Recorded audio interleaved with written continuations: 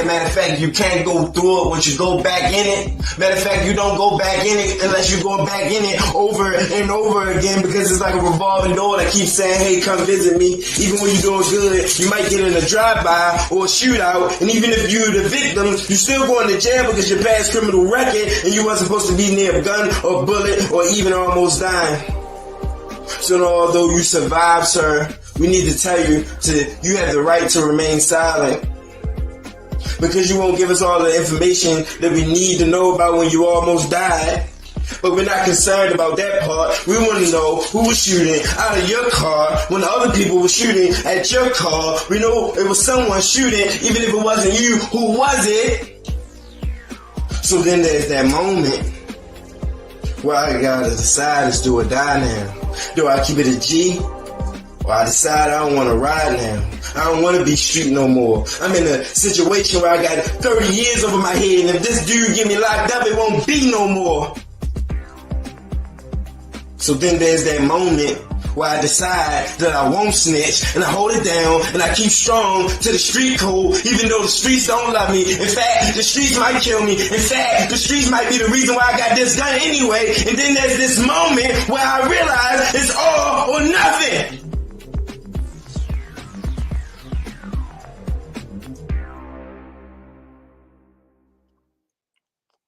Hey y'all, it's Dr. Lady J. Welcome to What Up Baltimore. I have a guest on tonight. Listen, I know every week I be saying y'all gonna love this guy when he comes on. But we got Mr. Delmont Player on tonight. And okay, so he's gonna come right back. Let me see if he's in the back studio. No. So he's gonna come right back. Y'all be patient, because y'all know these brothers is just getting out, and so they still working with technology. But anyway, y'all, thank you for sharing the show. His name is Delmont Player, and he is just literally coming home not too long. Probably, I think it's been a month. He'll be back in just a minute. I think it's been a month. But anyway, this show, everybody, is a show that I created because I have been working in the criminal justice system. Okay, my son is 28, so I started doing it before he was born. So it's been about maybe like 34 years that I've been doing this. But we didn't have social media and all of that when I first started. It was just what was it? We just had the phone. Did we have the cell phone? I don't know, y'all. Anyway, so I've been doing this since then. And thank God for technology, where we can now come on and we can actually talk to the brothers and sisters who have been incarcerated and they're coming home. So I wanted to tell you a bit about Delmont Player. He'll be back. I don't know what happened, because let me check my back studio. Oh, there he is. He back. There he is, y'all. There he is. Okay. That's Mr. Delmont Player. Don't play with us tonight, because we're gonna get the show. The show is going to happen, okay? So don't be playing tonight. So anyway, y'all, this is Mr. Delmont Player. I'm so excited to have Delmont on, because when I met Delmont, it was in the courtroom. We had never seen each other in person, but Delmont and a lot of these other brothers, my little brother Marco, shout out to him, Marco Lomax, they send me the most inspirational messages in the morning time on the tablet. And so Delmont, I had spoken to him about his case, and then, he just started sending me inspirational messages, and they were wonderful. And so then I got a message from his uncle saying, he's going to court. Can you come to court? I'm like, absolutely. So this man right here is a rock star. I just want y'all to know he's a rock star. So when I get to the mental courthouse, and I know now when they say 2:00, they mean like 3:30, something like that. So I got there a little bit later.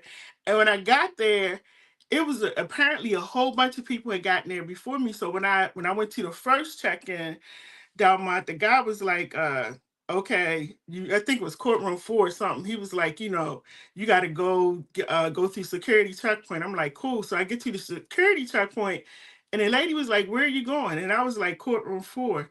She said, what is going on in that courtroom? Everybody coming through here is going to this courtroom today. I was like, I don't know. I said, this is my first time meeting this brother, but apparently, he got a big family or whatever. Y'all, let me tell you, the courtroom was so packed that I was sitting in the jury booth. Okay, that's where I was sitting at. It was like standing room only. People out in the hallway for this brother. It was people there that he had been incarcerated with, that he had mentored. They just spoke so highly of him. And Delmont, it was a brother there, dark skinned brother with glasses. I think he was your cellmate or something. Yeah. Like I was watching him the whole time. He was crying. And I was just like, wow, I gotta interview this brother when he comes out because he's really powerful.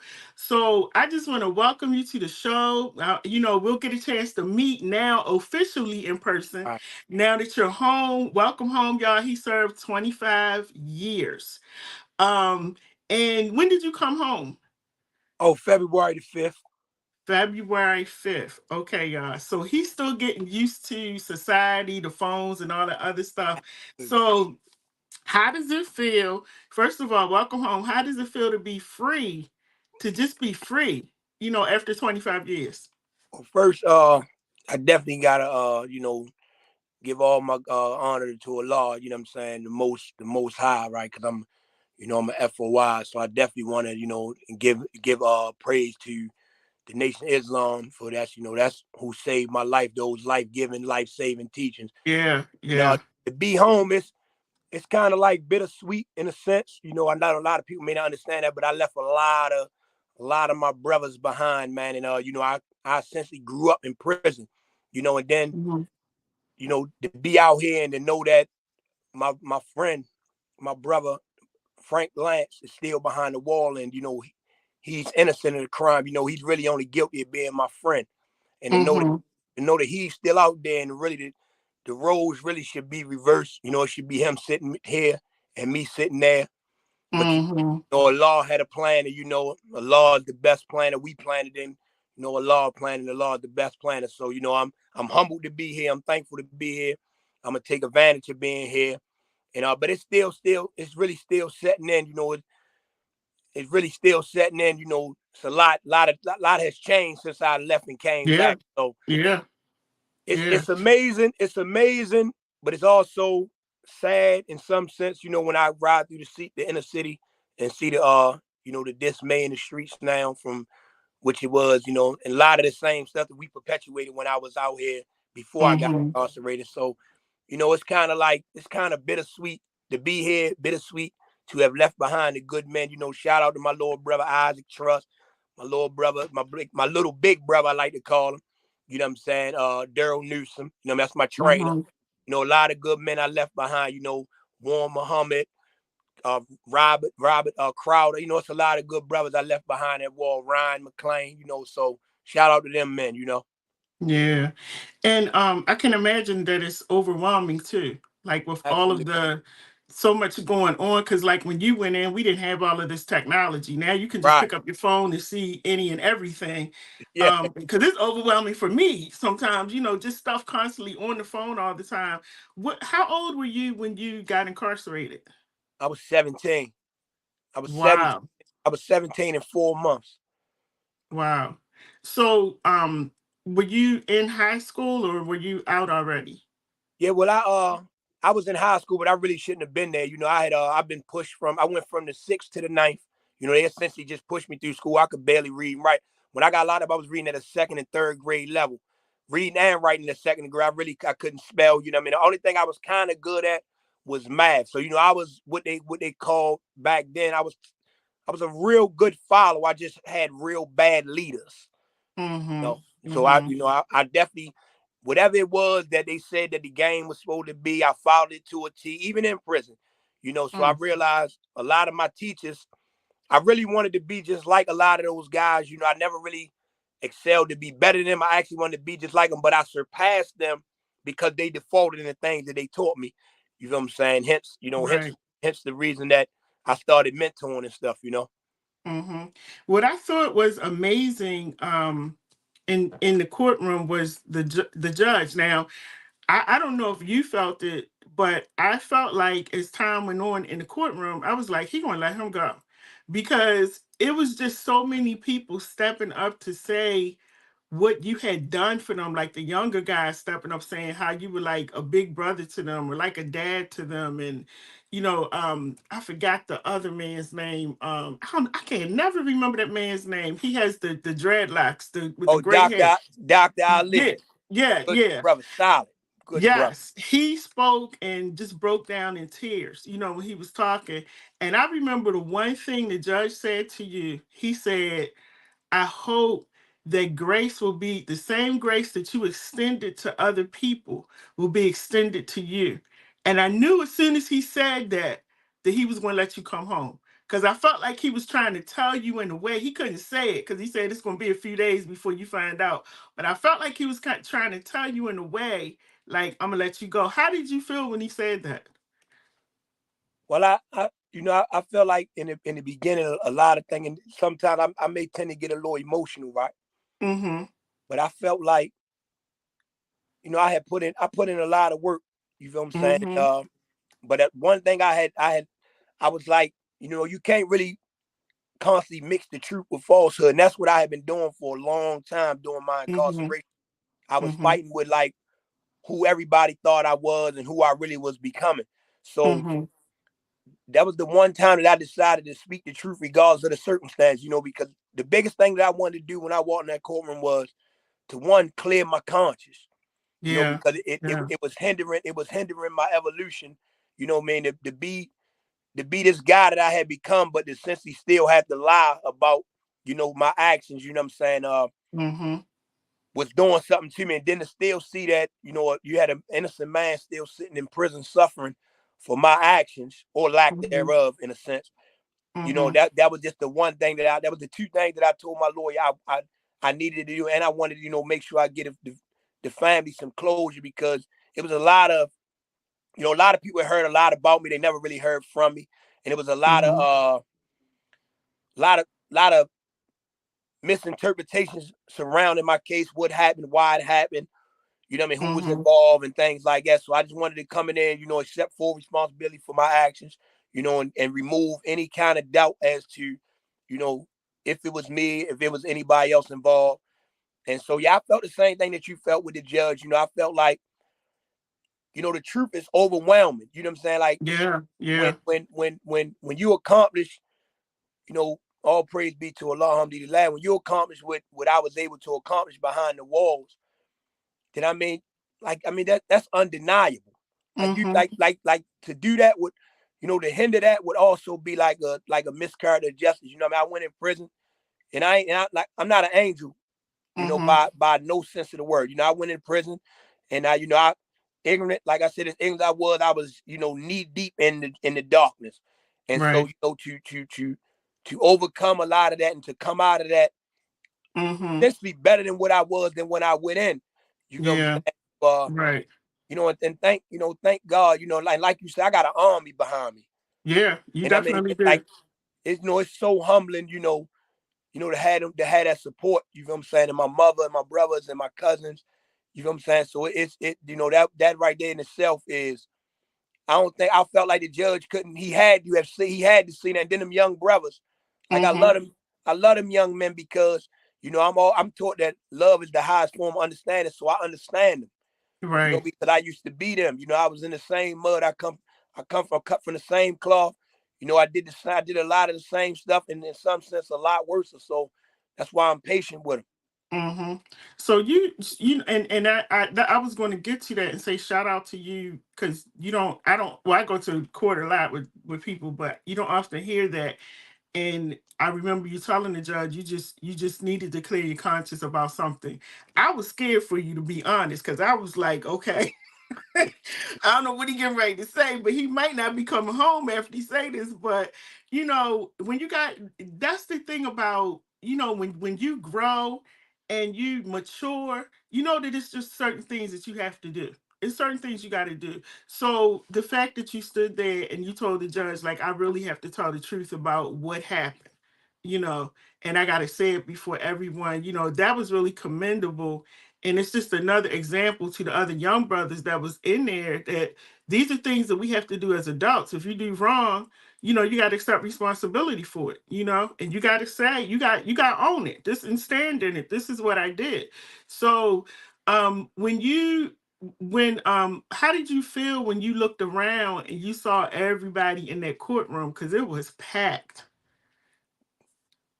I felt honored. You know what I'm saying? Mm-hmm. That people, you know, even when you talk about Dr. Ali, you know, to get on there, to get on the stand and say that he would stake his reputation as Yes, a doctor, yes. you know, Mm-hmm. on my success. You know, that's a humbling thing. So, you know, Mm-hmm. I feel like a lot of times the cruelest lie is the one told in silence. Mm-hmm. So Mm-hmm. I think just it was so, you know, with everybody that came up there and testified for me, you know, it was just amazing to see everybody, like even yourself. Like I didn't even know you, but you know, Mm-hmm. I want to thank you right now because I never Mm-hmm. really got to thank you, and I thank you for your Mm-hmm. support. You know, Yeah. and I want to thank everybody who was there for their support because some of them I never really got to thank. It was people there that I never even met before. Right, You right. know what I mean? But Mm-hmm. you know, that shows, you know, that shows the power that when you're doing the right thing for the Mm-hmm. right reason, that you Mm-hmm. know, like ain't nothing that can stop that kind of force. Right, right. And you know, I'm happy that you're home, and I'm also happy for the program that you're in as well, the transitional program, because you know, she was there too, speaking on your behalf. Like, y'all, let me tell you something. People came in there. I remember the one brother walked up and said, Judge, if you let him go, he got a job tomorrow. He was like, I got a job for him. Yeah, Like, people walked in there, and it really spoke to your character and who you have become. And this is why I like doing this show, because I want people to see that it's possible for people to go into prison one way or to go to jail one way, and they come out reformed. And that reformation is something that you had to do personally on your own, because there's really no programs in there to help you to reform, but it's something that you have to want to do on the inside. So when you went in at 17, you never came back out. You just did a straight 25 years. yeah, yeah. I mean, Wow. and it's crazy. But before I tell, let me just say, man, shout out to Miss Jeanette Graham, man. No struggle, no. Yes. That's the program that Yes. they are running out here, man. They got some powerful brothers down there. My brother Scrappy, that's my big brother. My brother Hamza, my brother Murray. Like them Mm-hmm. the three guys I go to. Like them my guys. Two of them I know personally from prison. Me and Murdoch kind of grew up together through the system. You know, we was thick Mm-hmm. as thieves. We was in the mud together, side by side, in the trenches. And to see him come out here and be as successful as he been, man.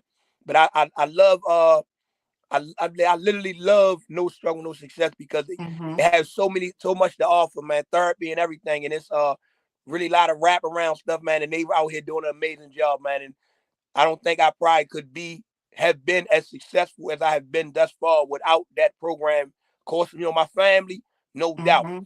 but also Mm-hmm. that program to be able to, you know, to give me the things that I need, the tools and the support. Because one thing I do like about them is they don't really, you know, programs back in the day, from what I understand, they was more so like do this, do that, do this, Yeah. do that. Yeah. No Struggle, No Success tends to uh wrap around what it is that you're trying to do and support you, like to help Mm-hmm. hope. So that's what I love. That's what I love about that program. But yeah, you know, I went in and the first 15 years was like a blur. You know, I was back and forth on lockup. You know, in 2007, I got shipped out of state as one of Maryland's most violent, disrupted prison. I was in and out the Supermax, back and forth on lockup. So, you know, it was a trying time, you know what I mean? Because one thing I have learned about being in prison is it's tough to be a man, right? You know, Mm-hmm. and Mm-hmm. especially one who holds his own and stands on his own 2 feet. You know, fortunately for me, you know what I'm saying. And there's no shot to nobody that's a part of anything, but because I don't believe in bad organization, I believe in bad leadership. But Mm-hmm. unfortunately, you know, I was never a part of nothing, so I stood on my own 10. You know what I'm saying? I Yeah. walked my walk. You know, win, lose, or draw, and that's what it was. But yeah, so yeah, I did 25 years straight, Mm. nonstop. To be exact, I did 25 years, 5 months, and 20 days. Mm. Exact. And Wow.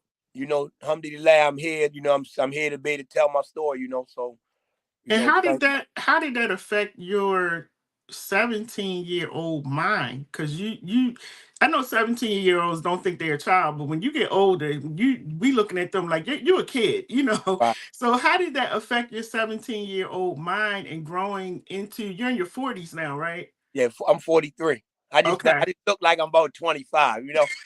Let me tell you something. I'm always so amazed how y'all be in there all these years, first of all, and come out in your right mind. But then second of all, coming out looking like, I like you did the time, but y'all so happy and just so like your whole attitude, your whole demeanor is just different.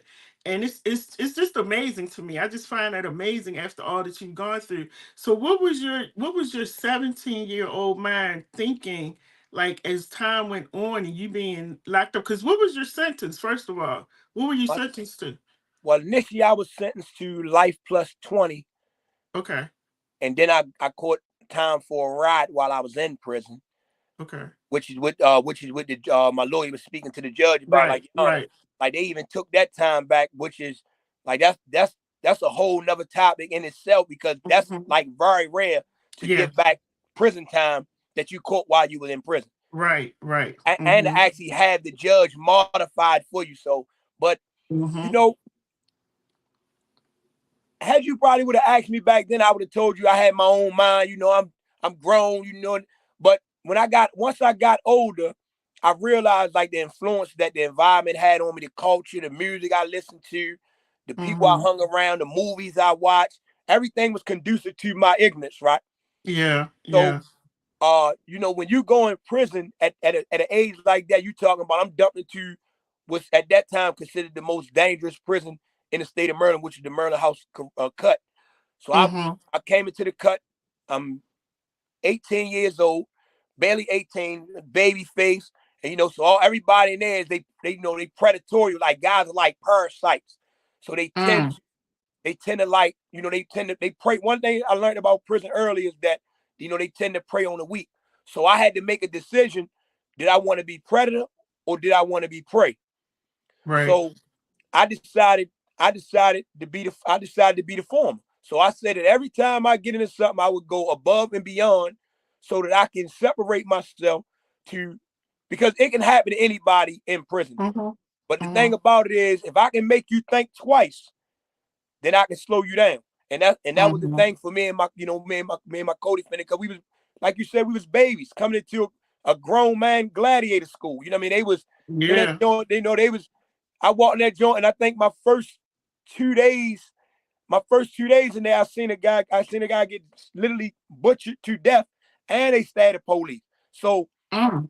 this is the environment I'm in, and it's hard knock life, and it ain't no call your mother, it ain't no call your father. The police don't, they don't care. So it's kind of like, you fend for yourself. They put you on the tier half a mile long, and you just gotta essentially get it how you live. So Mm. for me coming into an environment like that, and then I decided, and then you got guys telling me, "Oh, you ain't never going home," because they back then they had essentially stopped parole because the guy Okay. had got out, killed his girlfriend, and then killed himself, which ended up getting a lot of good brothers checked back in. So Mhm. they, so that was the end of it. Glenn Denny came out saying life means life, although he admit now that it was a political thing. They play politics with brothers' Yeah. lives. Yeah. Mhm. So Mhm. now you got that being pumped into my head. You're not never coming home. You're not never coming home. So I'm buying what they selling. So in my mind, I'm saying, oh, this is the rest of my life. Like I'm a dying here. So since I'm a Mhm. dying here, and then I'm mad. I'm mad. I'm mad at Right. the world. I'm mad at the system because although I was guilty, I felt like people were able to come in the courtroom and get away with their lives. Why should Mhm. not be able to get away with mine? Mhm. So, I'm Mhm. young, I'm angry. I don't really have no way of communicating. I don't know how to really study law. Fortunately for me, I had an uncle named Walter Lomax, which is Marco's uncle too, that Okay. Okay. that told me, listen, I know you're gonna do your kid, but you're gonna study a little bit of law. And he kind of helped me get towards learning how to read and things like that also. But I didn't have no way out. I didn't know how to write and communicate, so I communicated through violence. And Mm.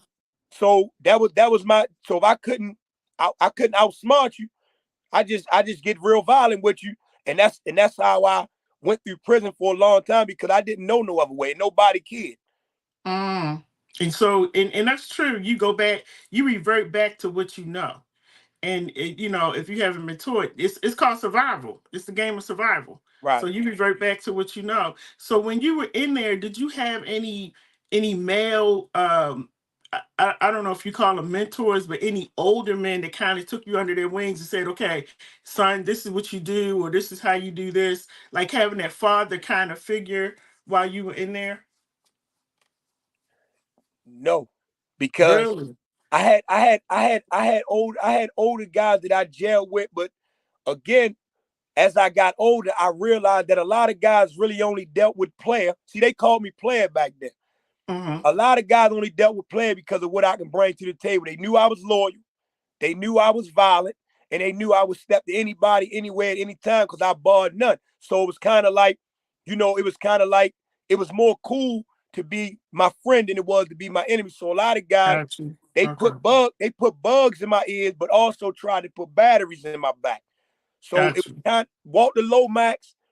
I did have a brother by the name of Napoleon, real good older brother, and a couple Christian brothers. But like I said, I'm fighting my own demons. You know, you got all this loud violence and stuff in one ear, and this is helping me excel through the prison system. And then you got these guys who telling me these things, but a lot of them really not respected. So when you're not respected, guys tend to try things. Yeah. So I bought into the violence aspect of the prison system because I felt like that was the thing that would sustain me in my walk throughout, in my journey throughout the prison system. Because in my eyes, I thought I was dying in prison. Wow. You just felt like you were never going to come out and come back home. I mean, you gotta understand, I had a lot of things working against me. First of all, I went to prison at 17 years old. I could barely read and write. So it was really no way I could really begin to study the law the way I needed to. Second of all, I was locked up for killing a white man. Right? Right. That's almost unheard of. They wasn't giving parole out. Right? Then and again, this like no slight to none of the men that's behind the walls. And you know, anything I say, they can support it.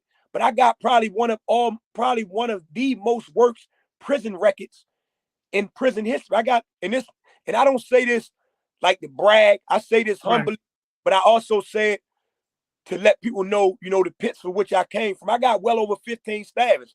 I'd have been charged with murder behind the prison wall. I'd have been charged with multiple assaults on police. You know, I'd have been charged with riot, convicted of riot. I've been sent out of state as one of Maryland's most disruptive prisons. I was in Louisiana. We had a riot. I've been in race riots with 2 bodies dropped with the Iron Brotherhood. You know, I'd have been hit. I'd have been stabbed. I've been in multiple knife fights. And I'm saying again, I'm not saying it's like I'm bragging. You understand? Right. I'm saying it's because this is the environment. I've been beat, ribs broke, head cracked by the police. You know, I've been dumped in holding cells, thrown bag lunches with no food in them, with just rolls of toilet paper in it for days. I've been water cut off, so I can't drink water. All this is a form to try to break me just up in Cumberland, Maryland. So, you know, I survived a lot. You know what I mean? That's why I'm so humble to be here. And that's why, like, one of the things that I'm working on right now is a book called, it's a term I coined some years ago called Gamicide. And it's spelled Gamicide. And so, you know, anytime you put side on something, it's like the intentional killing of. Right. So my thing is, like, I'm out here to dismantle the game. Like, I'm gonna dismantle because it's a facade, it's phony, it's fake. So all the guys, with the exception of one for real, that was beside me when I went to prison, none of them rolled with me, walk past my mother, act like they don't know and everything else. But when I show up out here, you know, everybody pulling up like they forgot about these particular things. You understand? But this is the game. But shout out to my brother Paul. He walked that journey with me, man. And I could never forgive. I can never repay breath for that. Like, anybody that walked that journey with, and I commend women and men who walked that journey with him, man. You know, and I commend my family, my cousin Yo-Yo, my cousin Missy, my cousin Tanika.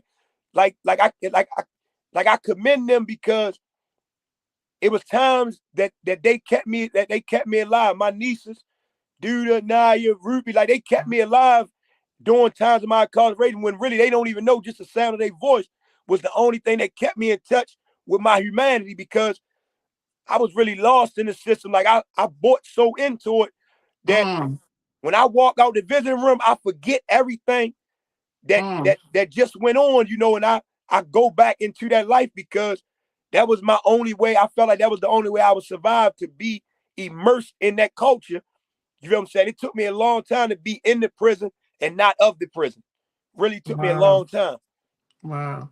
That just like, man, the way you're talking, like, it's so hurtful to know that you had to go through all of that, you know, because the thing about it, that's, even though you're out, it's still going to always be with you. Like what happened, those thoughts, certain things may trigger. And that's why I'm glad that they have therapy there, No Struggle, No Success, because those are the things that they're going to have to work on with you. Like what are those trigger points? What are the things that will kind of, you know, make you go off, but you don't even realize it, you know? So I'm happy that you're in that program, because they have really played with your mental so much that, like I said, I'm just amazed when I listen to you speak. And we're going to talk about your books in a few minutes, and you being able to write.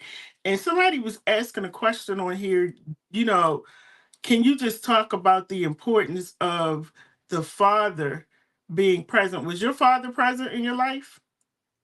Yeah, and sadly, you know, I lost my pops while I was in prison, but my father was there physically, Okay. right? So my father was like old school. He was like old school tough. Love my guy to death. You know what I'm saying? My father had his flaws. You know what I'm saying? But I took a lot from him. And the one thing I will say about my father is he really taught me how to be a man. And I really didn't understand that until I went to prison. Because a lot of guys been raised by women, and it shows, you know what I'm saying, when I'm dealing with the young brothers, I can see it. And my father really taught me how to, you know, like stand on my own too, win, lose, or draw. You know, and I thank him for that. But, you know, like what a father really was supposed to be, my father probably didn't have it all the way together. You know, he tried his best, he did his best, but like most fathers or black men that come out of my community, my father suffered from drug addiction, right? So he really couldn't give me what he really didn't have, because the drug, he was at war with the drugs, you know. So you know, he was at war with the drugs, man, you know. So he really couldn't give me. He just didn't have it to give. So what he did have, I took advantage of it. I love my father. You know, he a man. He was a man's man. So you know, he old school. So he taught me a lot about, you know, handling my business. You know, taking care of women. You know, really making. You know, he used to always tell me, you know, man, take care of your mother, even if it's against me. So you know, that's one thing I commend him for, because he gave me a real serious respect for women, you know, especially black women, you know. So and I thought I was a little something before I went to jail, and I was little, but I'm really something now. So I really commend him for that, right? Yeah, that's awesome. And I love what you said, Delmont, about because I say this to people all the time. Like when I'm doing counseling sessions and stuff, and they're like, you know, my mother could have done this or my father could have done that. But I love what you just said. He gave what he could give. You know, some people they're giving you all that they can. And if somebody had worked with them a little longer, they would have been able to give you more. But it doesn't mean that they love you any less. They're just giving you all that they can. You know, that's the capacity, that's the level that they can go to. And I'm glad that you recognize that, and that you know, you still got love and real mad respect for him. um your mom was at court, right? Your mom was in the courtroom. Oh man, um yeah, so how did you feel, and I'm going back to that 17-year-old again, just being away from your mom? like my mother is like my mother's like the rock of my life. So you know, she's the one person that I call her old faithful. I'm talking about like Mhm. this woman to go through hell and high water to get to her sons, right? Mhm. So, you know, to you know, to leave her and but I always say, like, you know, when I think about it now, I think because my mother was suffering from drug addiction too back then. Okay. But when I got found guilty, my mother came and seen me, and she told me that she could not help me under her conditions. Mm.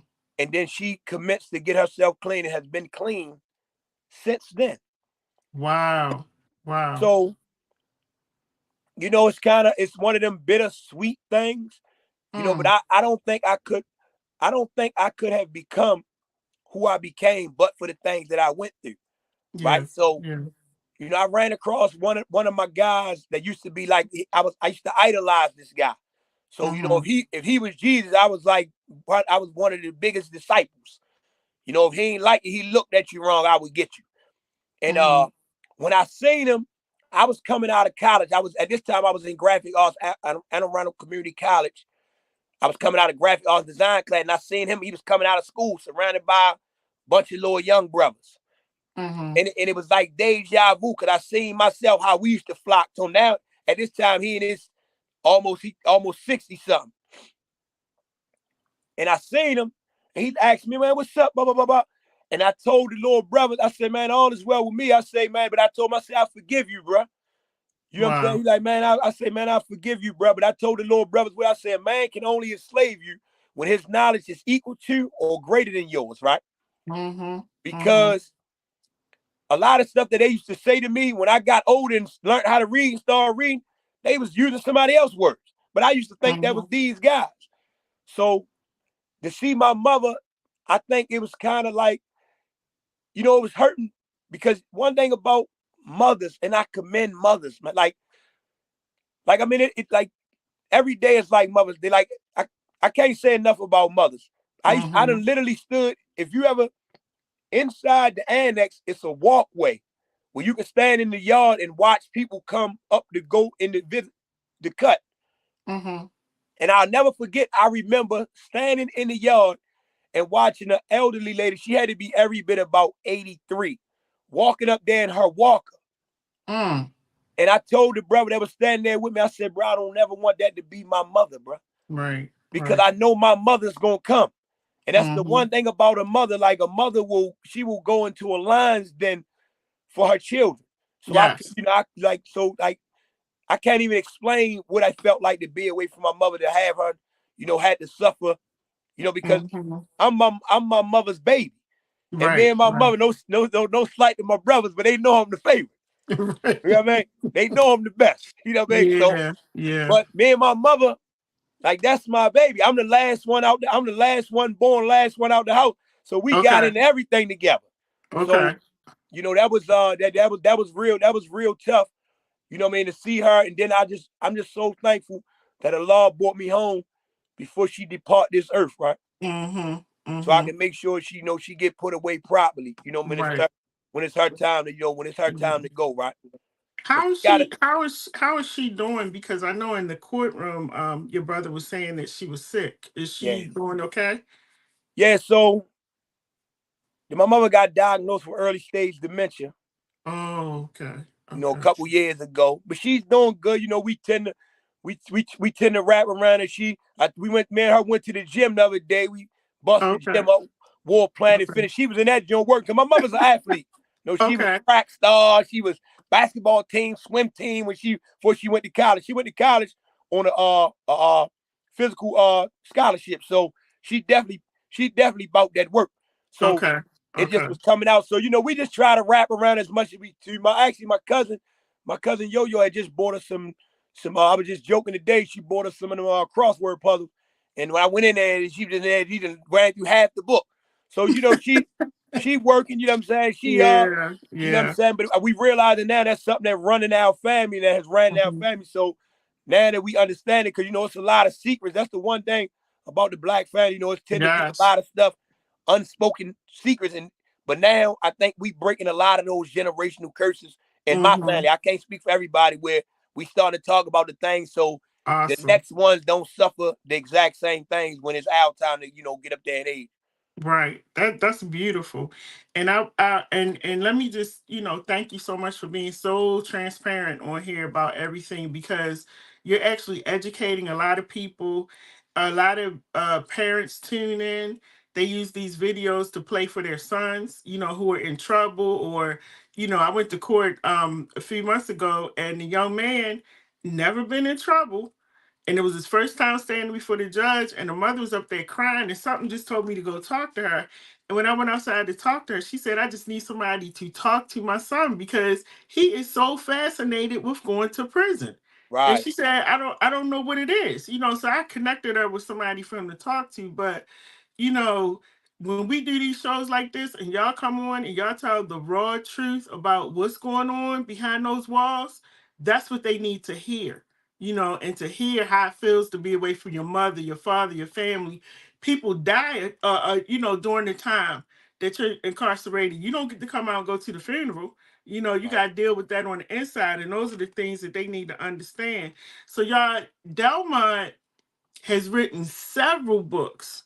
And I'm so happy to say that, because when you tell me that you couldn't read, and you had trouble writing, this is the part I love, because I'm an educator as well. And so I love when, I hear y'all coming out and you saying, I couldn't read when I went in, but I wrote these books. And then I read the books and I'm like, well, how do I'm trying to figure out, like, how you couldn't read, and I'm reading these phenomenal books.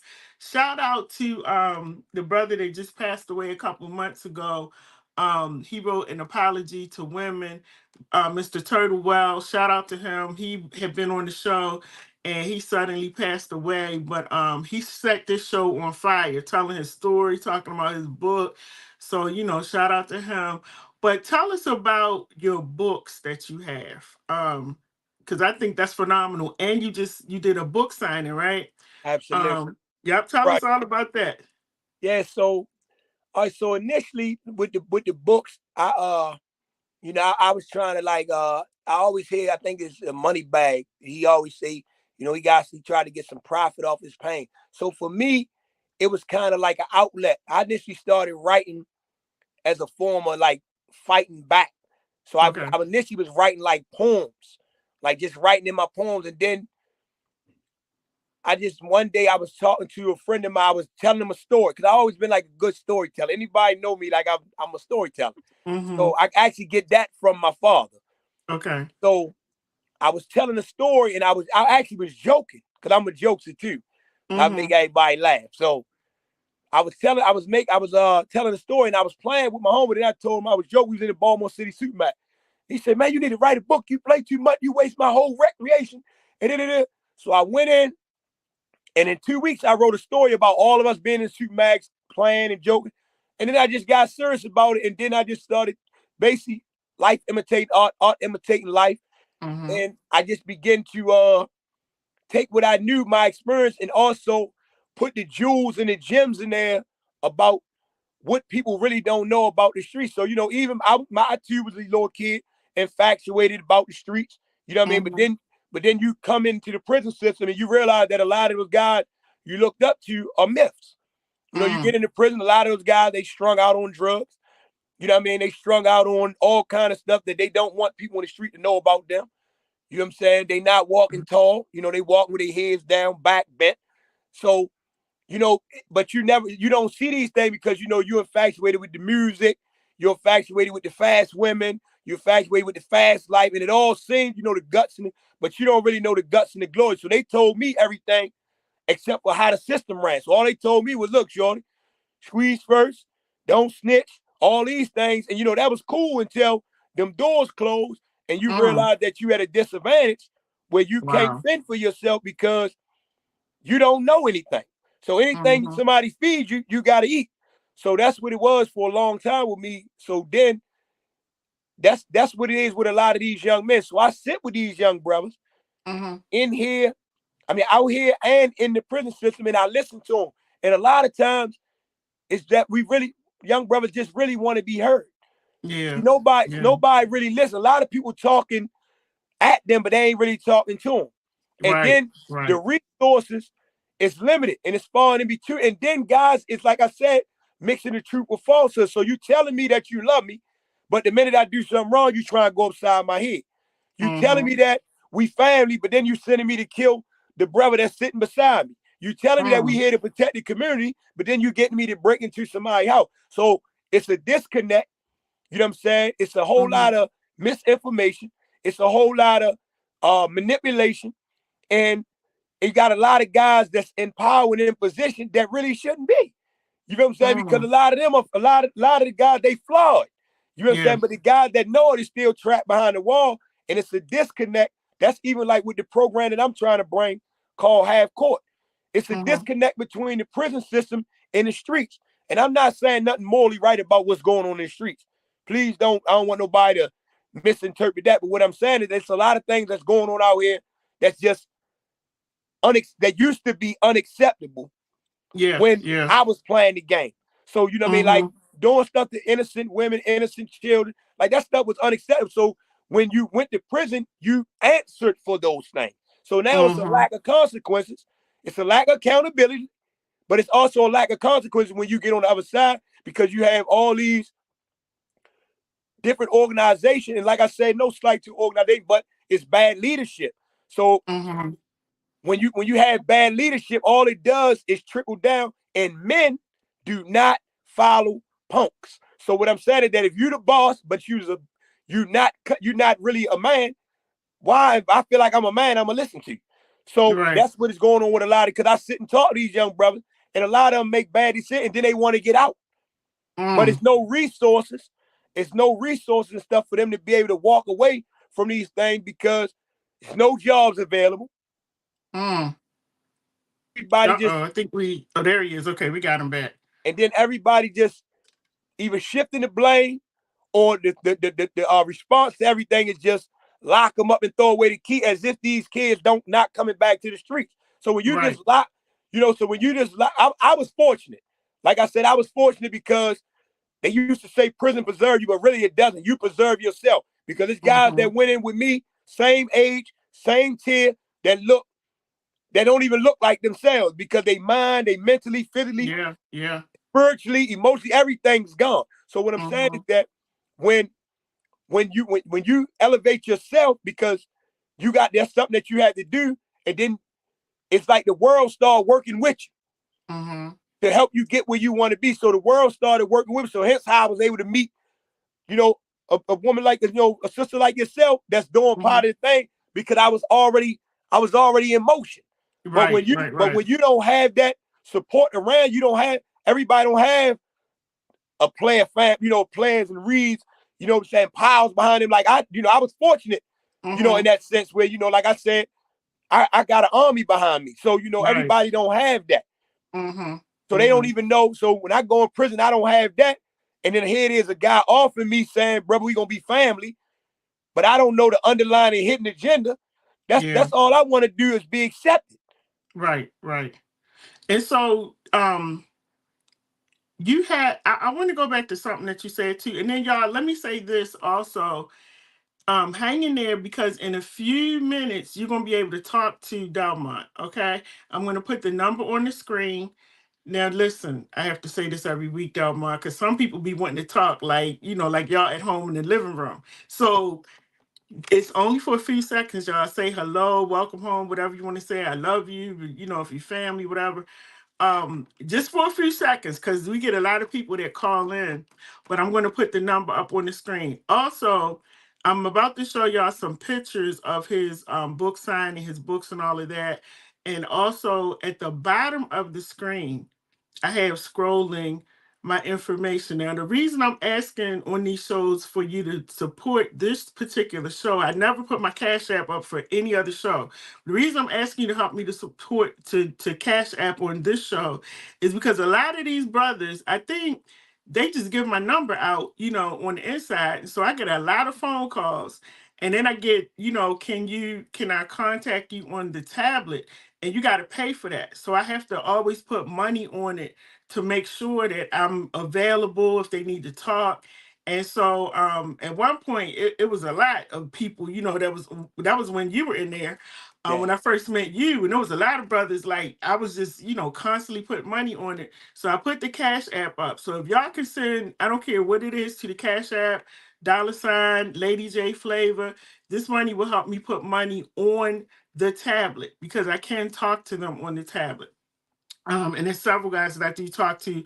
One of them I call my little brother Marco. We waiting for Marco to come home. I've never met Marco in person, or Good seen man. his face. Good Yeah, man. yeah. Good brother. He sends me inspirational stuff all the time. So I said, you know what? You my bonus brother, because I don't have any brothers. I have sisters. So I said, you my little bonus brother. So shout out to Marco. So I wanna Delmont, tell us, like, you got one book that's, is it called Be More Bodyland, or Oh what is no. that book called?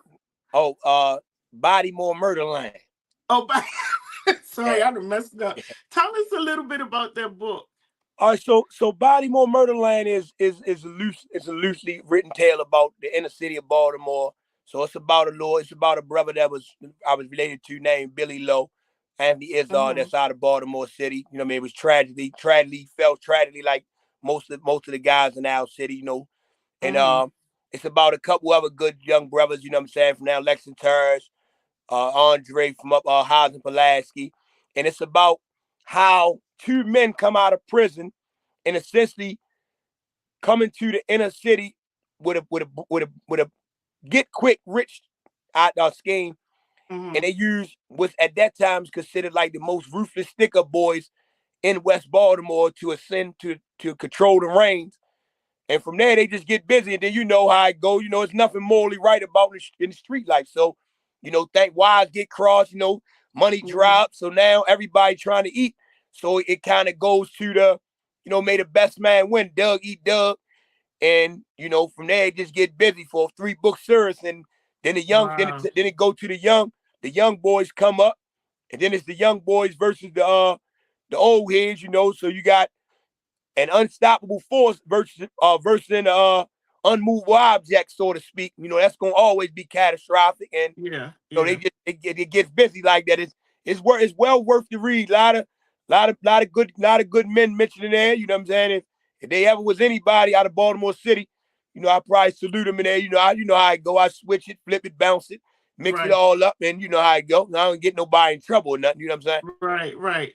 Have you ever thought about doing it like on the screen? Yeah, Having it on the screen. So, absolutely. So I'm actually in contact with a good brother, my man Dutch. A lot of people probably heard of him. You know, they did the movie Dutch about him, Terry Woods and all them. yeah. Mm-hmm. Yeah, Mm-hmm. he wrote a rack of books, real good bro. Actually, book to help me how to read. So me and him, we correspond a lot. I usually talk to the brother at least once a week, and about, you know, taking it to the screen. I wanted to do a movie, but the brother felt like it was so much there. We might want to go ahead and do the mini series with that Yes. book and my birth for gangster series. So I've been going all down to the Baltimore School of Arts. I met some young little sister named Tamara. I met a little sister from up Morgan State that's in film school. I've been, you Okay. know, trying to connect with her and a few of her friends. And we just trying to get something off the ground, get some mud. So yeah, we looking for producers. I've been reaching out to different people, you know, DMing, you know, back and forth with it, and we trying to really get something done, because I think I'm the best. I ain't even lying. I'm just the Well, best when it comes to listen, book right. You know and what I mean? you Ain't should, nobody messing and with you me. should. I got That's right. the city on smash with that book game. I ain't even lying. Yeah, and you should. I'm gonna give you some names too offline, to Okay. contact as well. But yeah, you should. I think that is so commendable. Oh man, for all that you've gone through, for everything that you had to deal with, and then you sitting here telling us now about your books. Like, that to Yeah. me, that's amazing. And you did your first book signing, and you haven't even been home. You've been home like a month and a half. Right. And this is what's amazing to me, everybody, about these women and men when they come out. Like, we've been out here. You got people that's been out here in Delmont. Like I tell people, they just been sucking up air, ain't done nothing. Right. And then you got y'all coming out and just doing amazing stuff. And this is why I do this, because I love to see people progress and grow. If you're not progressing and growing around me, I don't really deal with you. But I love to see people progress and grow. And despite everything that you've gone through, you still standing. You know, that Absolutely. to me is amazing, and it's a testimony. So y'all, what I'm going to do now is I'm going to put the number up on the screen. I'm also going to, as you're talking to him, I'm going to switch my thing scrolling at the bottom to his information. Oh, let me just, I always got to do this before we, this was just me and you talking, Delmont. But we always got to do this because when the show is over, I get text messages. Is he married? Is he single? Is he, well, what's going on? So let's just get that out the way. So are you married? You single? You got kids? Like what's the story? Tell us about that. Well, I do have kids, them and my 2 sons and my daughter, my baby. But I'm definitely not single. I have a baby, my baby Sunflower. She's probably watching, most likely. She probably laughing Hey, right now. Sunflower. You know what I'm saying? My baby Kim, so I'm definitely not, I'm courting a woman, a grown woman. And and plus a shout out to my sister Tia, before I forget, Urban Reed's Bookstore in Greenmount. She helped put me in the game, catalogs, magazines, everything. And she the one that set me up for the book sign. So salute to her. That's a boss queen over there. And I got mad, love Tia to death. But yeah, I'm definitely in a committed relationship. I'm courting a beautiful woman. Her name Kim. Baby, I know you're watching. I love you. Yeah, so don't give me no wild DMs or nothing, because my baby, I gives her the phone, and she got the codes and everything. So. Oh my! He gives up the phone, y'all. He gives up the phone. Okay? Yeah, I could care less. I gives up the codes and everything because I think she be testing me. Can we give a hand out to Delmont giving up the phone? Because we got the brothers that they got to put the phone under the pillow, underneath the bed. They got to turn it on silent, vibrate, and all of that. Right. We thank you for showing us that that's what you need to do if you're going to be in a committed relationship. Now, what's the name? Sunshine? Yeah. Shout out to you, Sunshine. Now, how long have you and Sunshine been together? No. Sunflower, Kim. Oh, okay. Wait a minute. Sunflower. All right, y'all. Because there might be a Sunshine out there thinking I'm talking to her. We talking to Sunflower Kim, okay? Sunflower. Let me get this straight. So how long y'all been together? It's crazy. Listen, it's going to sound crazy because, I didn't even have intention of dealing with a woman for my first couple months. My mother was my woman.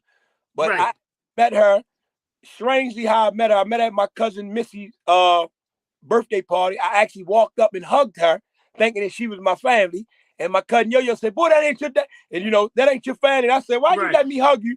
And, I offered her some of my salmon cake. And the rest is kind of like history. And I've been courting her since February the 10th. Well, that's when I met her.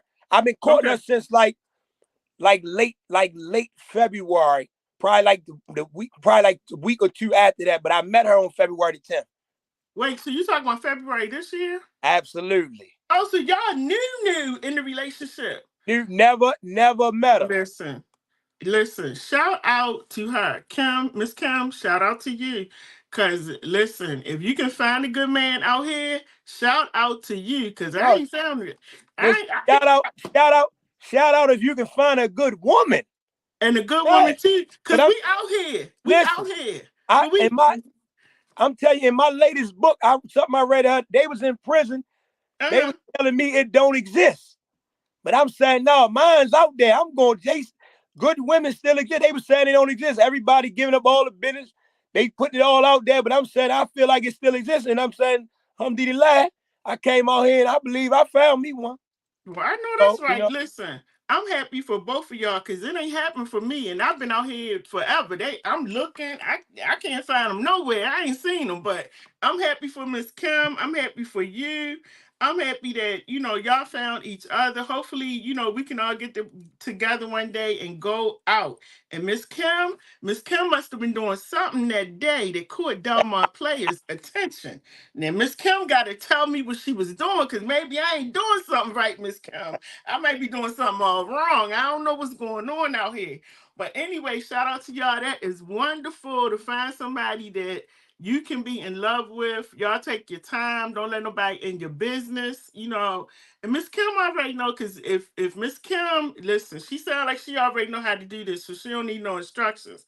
But don't let nobody get in your business. Keep it to yourself, and y'all enjoy one another. So y'all, we're going to put this number up The number, let me make sure I got the right line. Yeah, I got the right line. So we're gonna put this number up. We done cleared the air. We know that he got somebody. How old are your children? Well, my daughter's 25, and then my sons, I don't say stepsons, but 19 and 17. Okay. Wow. So you only had one child, just the daughter. Yeah. Okay. Biological, yeah. So we want to say shout out to the children too, because we don't want to forget them. I mean, I say, I mean, she couldn't. It wouldn't have made no difference if she was biologically. Right. Yeah, I just always like to shout out the children because they're part of this process too. Yeah. They go through everything that the adults go through. So we gotta shout them out. Yeah, we gotta shout them out. Yeah. Yep, definitely. So y'all, the number, I just had the number. I'm so busy talking to Miss Kim and Delmont. Now I put the number. I thought I had pulled the number up. Let me do it again. But anyway, the number is 443-297-4. Oh, here it is, right here. Here we go. We're gonna put this up on the screen. That's the number that you can call in if you would like to speak to Mr. Delmont Player. It's been so wonderful talking to you. I'm just so very happy for you, for your family, everything that's going on. Like, it's just wonderful. So if y'all want to, okay, here we go. Somebody calling now. Hold on.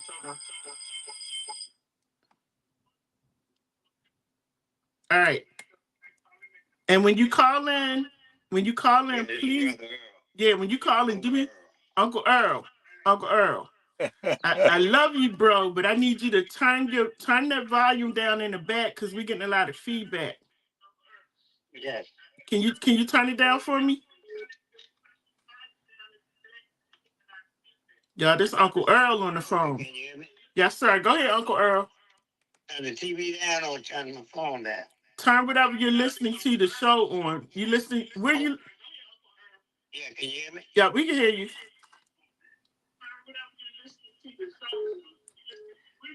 I'm listening to the show and talking at the same time. You can't listen to the show, Uncle Earl, because it's gonna be a delay when you do it that way. Come on. Yes, sir. Yeah, he gonna have a delay. He can't hear you that way. Okay, hold on, man. All right. Ain't gonna be long. Go ahead, take your time. Come on. Yes, sir. Hey, Miss. Okay, hold on.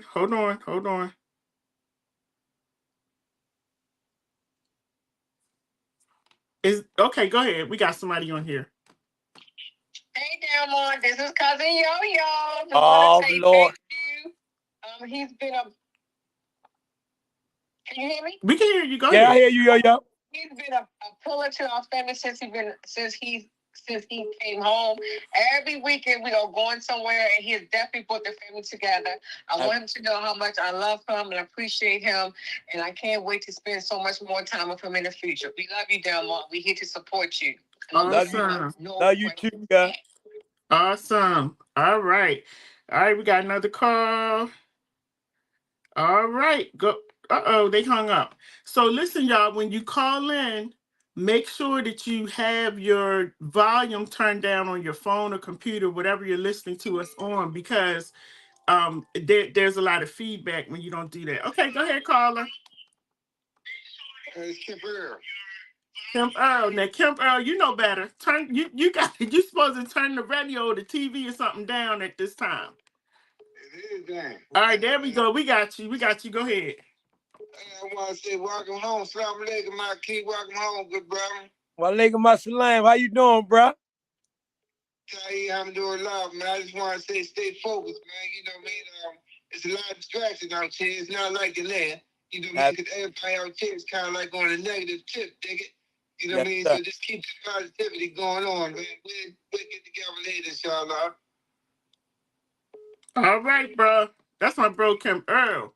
Yeah. All right, we got another call. Yes, go right ahead. Hello? Can you hear me? Yes, we can.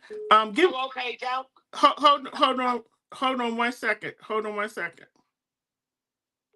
Oh no, never mind. Go ahead. I'll get it. If I don't get to pick up your call, y'all just keep calling back because there's a lot of people calling and the calls are bouncing. Go ahead, ma'am. Okay, you can hear me. Yes, ma'am. Hey, I'm watching you, and I'm proud of you. It's your cousin Trina. What's up, Trina? Boss? Huh? I say, what's up, love? Oh, already. And I just want you to know, yeah, we watching you, and the time we watching you is 6:13. I got my people from Las Vegas watching my cousin. No, that's right. That's right, baby. Yes. That's it. You guys. All right, we got another caller. Y'all, yes. Hello, you still there? Hello. Now, why can't I hear you? What's going on here? Is that me? It might be me. Hold on 1 second. For some reason, I cannot hear you. Are you in your speaker? No. Oh, yeah, maybe. Turn your speaker. Can you hear me? Okay, that's a little bit better. Oh, okay. I just wanted to call in, just say hi to Delmont. I'm so proud of him. He's doing great things, and I can just see him continuing to do great things. Awesome. Thank you so much. I know that voice. Okay. All right, Missy. Thank you. Love you. Talk to y'all later. Bye. That's one of the big three right there. Okay. So, we got another call. I told you this man is popular, y'all. He popular. All right, here we go. Hello.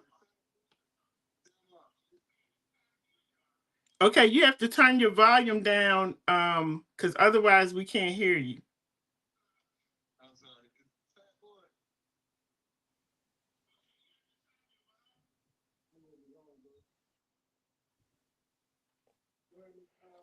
Okay, go right ahead, caller.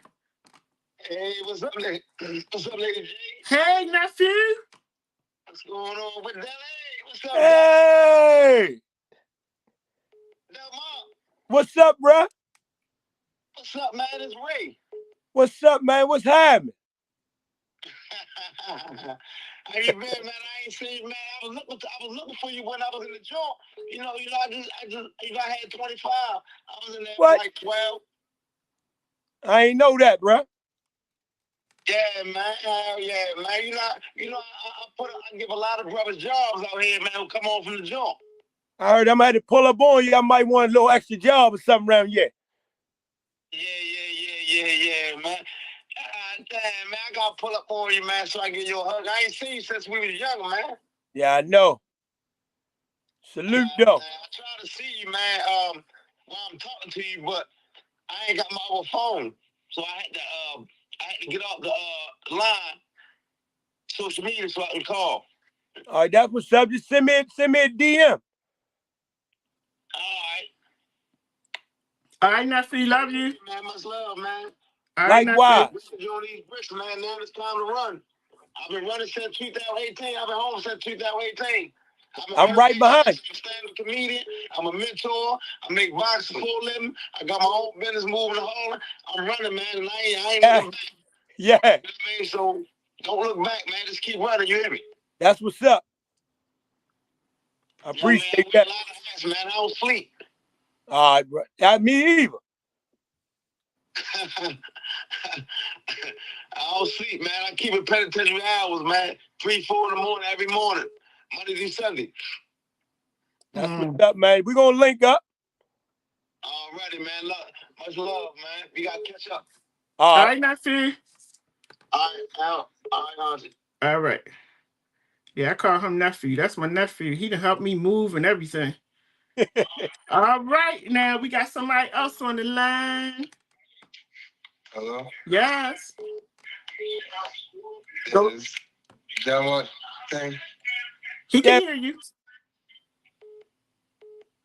Hello? Okay, yeah. you can't. You got to turn down what you're listening to because it's going to be a delay. All right. I just wanted to let him know I appreciate him. I love him. You know who this is? Who's this? It's Ty. Black Ty from South Harlem. Okay. All right. Good, I heard that. I love you, bro. I'm proud of you, man. Man, I'm sitting there. I'm supposed to go be asleep right now. Yeah. Love you, bro. Enjoy your night, man. Likewise. Appreciate it, bro.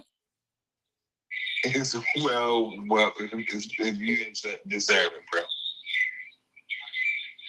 All right, sir. Thank you so much. All right, go right ahead, caller. Hello. Yes. Who is this? Who is this? You call? Well, because I'm looking at this show and it's saying call in. So what? This not live? Sir, yeah, this is live. Who is this? This is Dr. Lady J. You're calling into a show. We're talking to Delmont Player.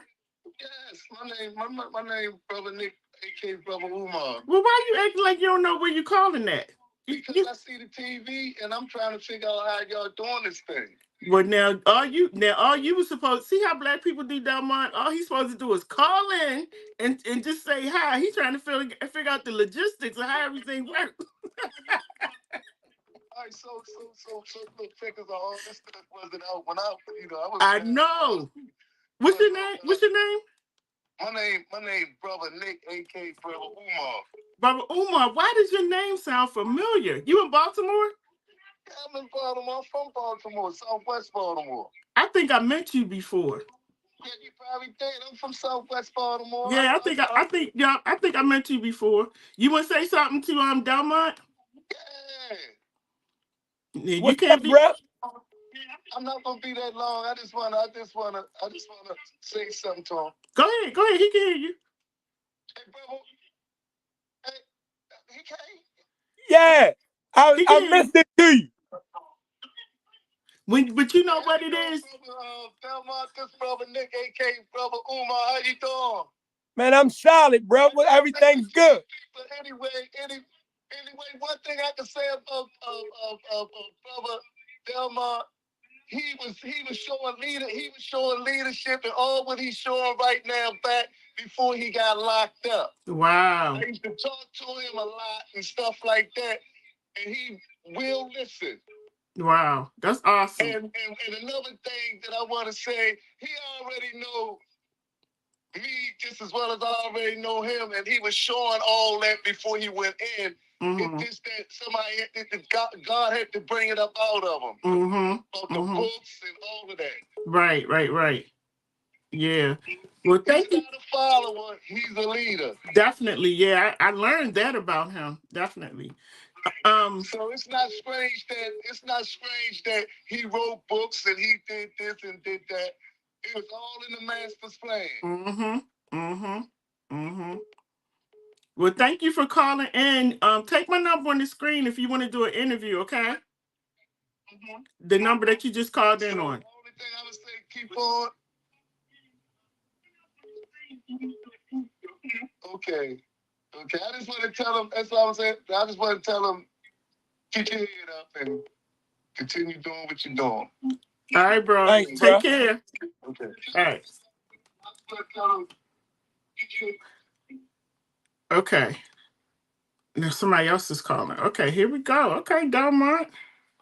All right. Hello. Yes.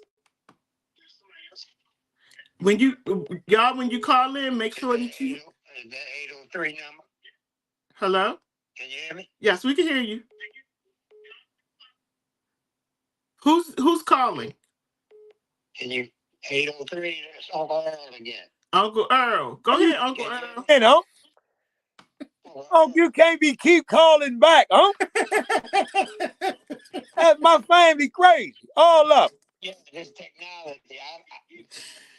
How's you calling back? Look, can you hear me? Yep, but you know what, Uncle Earl, the reason why it's a delay because you're listening to it. And it's going to be a delay. You got to turn whatever you're listening Let to. somebody else get in. Turn it down. Huh? Yeah, that's why he can't hear us because it's a delay. Yeah. I'm gonna let somebody else get in. All right, love you, huh? Love you though. All right, Uncle Earl. Thank you for calling. All right, my brothers, man. Shout out to D1 and Antoine too. Yes, go right ahead, caller. Hi, my name is Regina London. Hi, Delmont. Regina London. How you doing? I'm good, honey. How you? I'm strong. I'm solid. I ain't got no complaints. Yes, you are. Yes, you are. Yes, you are, mister. You're doing great things. God got a big plan for you, and I am so happy for you. And I will text you later. Yes, thank you. You know who you're talking to, right? Yeah, this Keisha mother?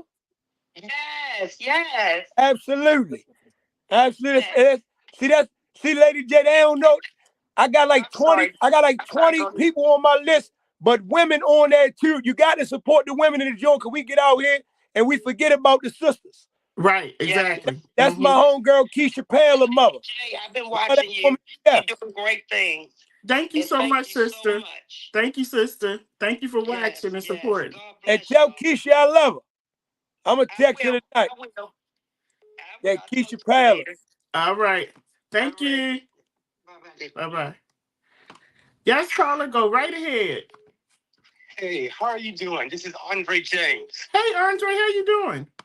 Hey, I'm doing good. I'm doing good. Awesome. I guess I'm the next speaker up. Go right ahead. Yep, you are. Hey, Delmont. My name is Andre James. I tell you right now, you don't know me. And I hope that you can hear me loud and clear.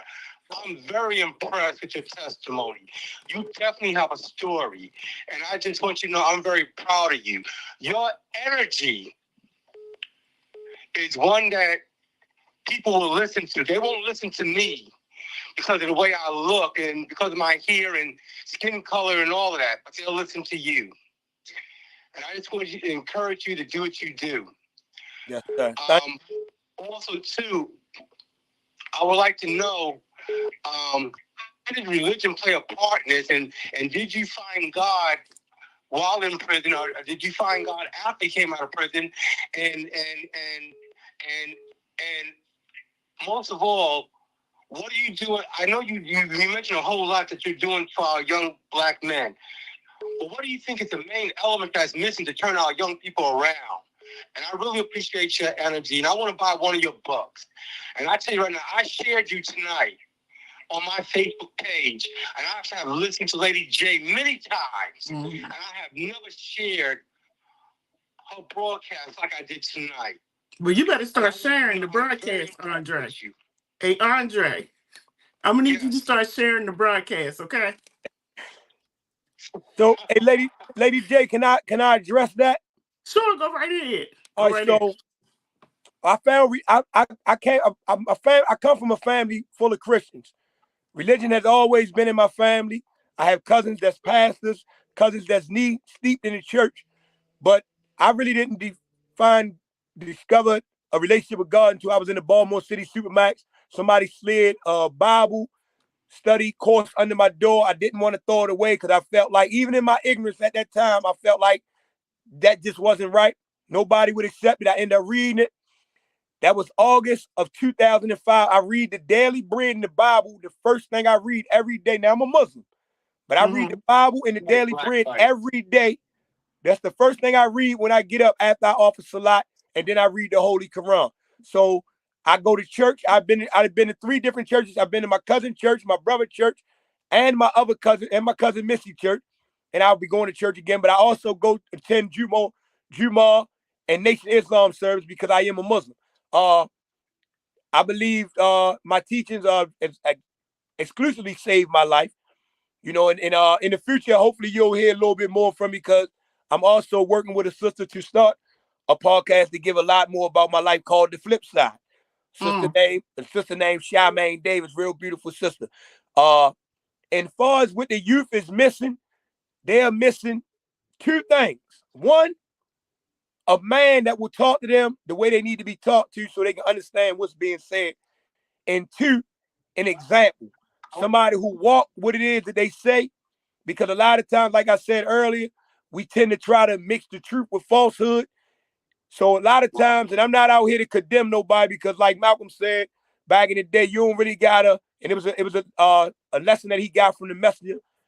You don't really gotta condemn a dirty glass. All you gotta do is sit a clean one next to it. So I'm here to be the example. I am the message that I bring. And I do talk to the young men because they can understand me, because not only do I have the reputation, but I have the testosterone to stand on everything that I say. Yeah. And back it up. And I got the support of all the good men. And I work with good men behind the wall and good men out here. And as they say, I'm gangster approved. You know what I'm saying? So that's what I think they're missing. They missing somebody that's gonna step in front of a bullet to save their life. I'm out here, I'm gonna give my life to save one of these little young brothers, because I know that wasn't no, and people don't care. Them young brothers don't care how much you know until they know how much you care. I learned that from dealing with young men ages 18 to 25 for the last 3 years with youth challenge mentoring. So that's what I'm out here to do, to step between the bullet and the little brother, so I can possibly save his life and stop him from going down the same road that I went down. And you can get my books only from me with an autograph if you DM me. I'm the only one that can sign the book. So you get them directly from me in the DM, send me a DM, and I deliver and everything. But yeah, I appreciate the support and thank you. I'm Didi Lad. And thank you, and definitely continue to support the system. All right, Andre, we got to go because I got to take another call. But DM him. His information is going to be on the screen, okay? Okay. Thank you. All right, thank you. Thank you. Thank You just the man with the calling. Thank you so much. Thank you. Yes, caller, go right ahead. Hello? Hello. Hello? Caller? You black man. All of life's obstacles, you have been unbreakable. I have a lot of respect for your resilience, your grit, your hustle, your mindset. I'm proud of you, and I'll continue to pray that the best receives the best. Welcome home. Thank you. Love Thank you. All right. Go right ahead, caller. Sister Lady J, how you doing? Hey, Alvin, how you doing? Welcome Player, how you doing? How the brother, man? I'm blessed. Listen, man, I'm happy that you're home. Any way I can support you, man, I'm here for you, man. I'm gonna support you every way that I can, because I understand everything that you've been through, and understand like our struggle never stopped. We still got a lot of brothers behind the wall that need our support, just like it's a lot of brothers and sisters out here that need our support. All we can do is share our experience and hope that helps somebody out here, so they don't have to go through what we went through. But I'm gonna say this: I love you, brother. Keep on doing what you're doing, and you got my number. Anything you're doing, I'm gonna support you. Absolutely. I appreciate you, Lady Sister J, man. Without you in this platform, a lot of us will never get our story out. And you are welcome. Never heard what we go through. You are welcome. You are welcome. And this, y'all, this is Alvin Reeves. He was on last Monday night. So y'all go back and check out his interview last night. Phenomenal brother. He's out here doing great things. He got books too. So, you know, we got to support these brothers when they come out. All right, Alvin, take care. I'll be talking to you. All right, peace. All right. All right. We got a few more seconds, y'all, because I gotta go to bed. I'm tired. I've been up all day. So I normally don't let the shows go this long, but we got somebody really great on here. So, sometimes you gotta let it roll a little bit longer. But if y'all want to call in, we got a few more seconds. When you get a chance, go back and look at all of the comments. It was so many comments. I couldn't really get to them, and I apologize, everybody. I tried to read the comments, but it was so many people commenting. I didn't want to, cut your story off. But y'all, listen, you can get his books on, he has Amazon. You surely right, Latanya. Latanya said we broke the line. Y'all done broke the line. Thank God that I don't have to pay for minutes, because I would be able to use my whole check on this one. But thank you. Y'all showing just how much y'all love this brother. I think that is absolutely amazing. Again, you can purchase his books on Amazon. You got some books to show us? Absolutely. Oh, somebody else calling too. Here, let me see. Somebody else calling. Go grab some of that work. Go grab the work right there. Oh, look at y'all! Look at all these books. Yeah, that ain't even all of them. Yeah, because you told me you had some more. Yeah, that ain't we even got a caller too. And Go I'm working ahead, on something. Hi, this is Lynn. I just wanted to say welcome home and really appreciate you both. I mean, I'm married to a person. He's coming home this year, I hope, after serving 40 years, and seeing how that they all are standing by each other and trying to help. It really, lifts me and makes me feel better about everything. Listen, y'all hit that Cash App because I got to send this sister some flowers. When I talked to her, she been standing beside her man for 40 years. Salute to that. Listen. 0. Listen. Okay? Listen. 40. Listen. You got something out. Look, I say like no slight to my children's mother. Like she gave me like 18 solid. Hey, like I'm talking about, yeah, she gave me like 8. So I'm saying salute to any woman because it take a special type of woman to ride because it's an abnormal. That's an abnormal situation. And I told him I was going to roll with him to the end, and that's what I plan to do. Amen, sister. I talked to the sister the other day. She's phenomenal. I talked to her the other day, and like, I mean, all I'm gonna say, she a phenomenal sister. And there's a lot of women out here, like, shout out to them that's holding their man down while they inside, because sometimes that's all y'all have, to be able to call, and so shout out, Miss Lynn, to you. Yeah, Thank you so much. Yeah, and I salute that. I pray that he comes home this year, because 40 years is a long time. That's a long. Yeah. Me and Miss Lynn had a long conversation because I said, Miss Lynn, I don't know if I can do that. That's a long time. I didn't know either. You do it day by day. Yeah. Yes, ma'am. I told her, listen, Delmont, I keeps it real. Like I told her, now 40 years, because sometimes I need to reach out and touch you. I need to sit down in front of you and have a conversation. That's one of your love languages. My brother Percy go to court in like 3 days. He go to court in 30. Got like, I think Percy got like 30, 33, 34. And so I know that. I know some of them. Well, I'll let somebody else get on. I just had to say that, and I appreciate your time. Thank you so much. Good night. Take care of yourself, okay? I'll do my best. All right. Yeah, see, that's what I'm saying. It's like stuff like that. Sometimes I want to send them flowers and stuff. Oh, yeah, y'all. That was the book signing. I was trying to find my picture so everybody can see it, but there it is right there. See how he done came out, y'all? He got a sign and everything. Everything. All right, I know that's right. I'm going in the Hall of Fame. That's going in the book Hall of Fame. Like I seen Jay-Z, Lord John. I'm the best. So they gave it to Jay-Z. So they gonna have to give it to me. I know that's right. There you go. Ain't nothing wrong with confidence. All right. Yes, ma'am. Hey, how you doing? This is Naya. Welcome Delmont, calling from Georgia. Okay. That's my baby. That's one of my ribs right there. Hey, love. Okay.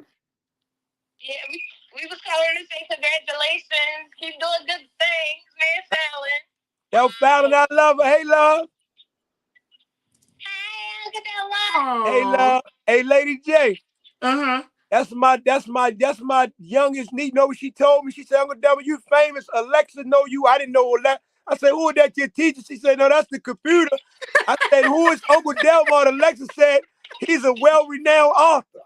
Oh, my goodness. I thought you were talking about a school teacher.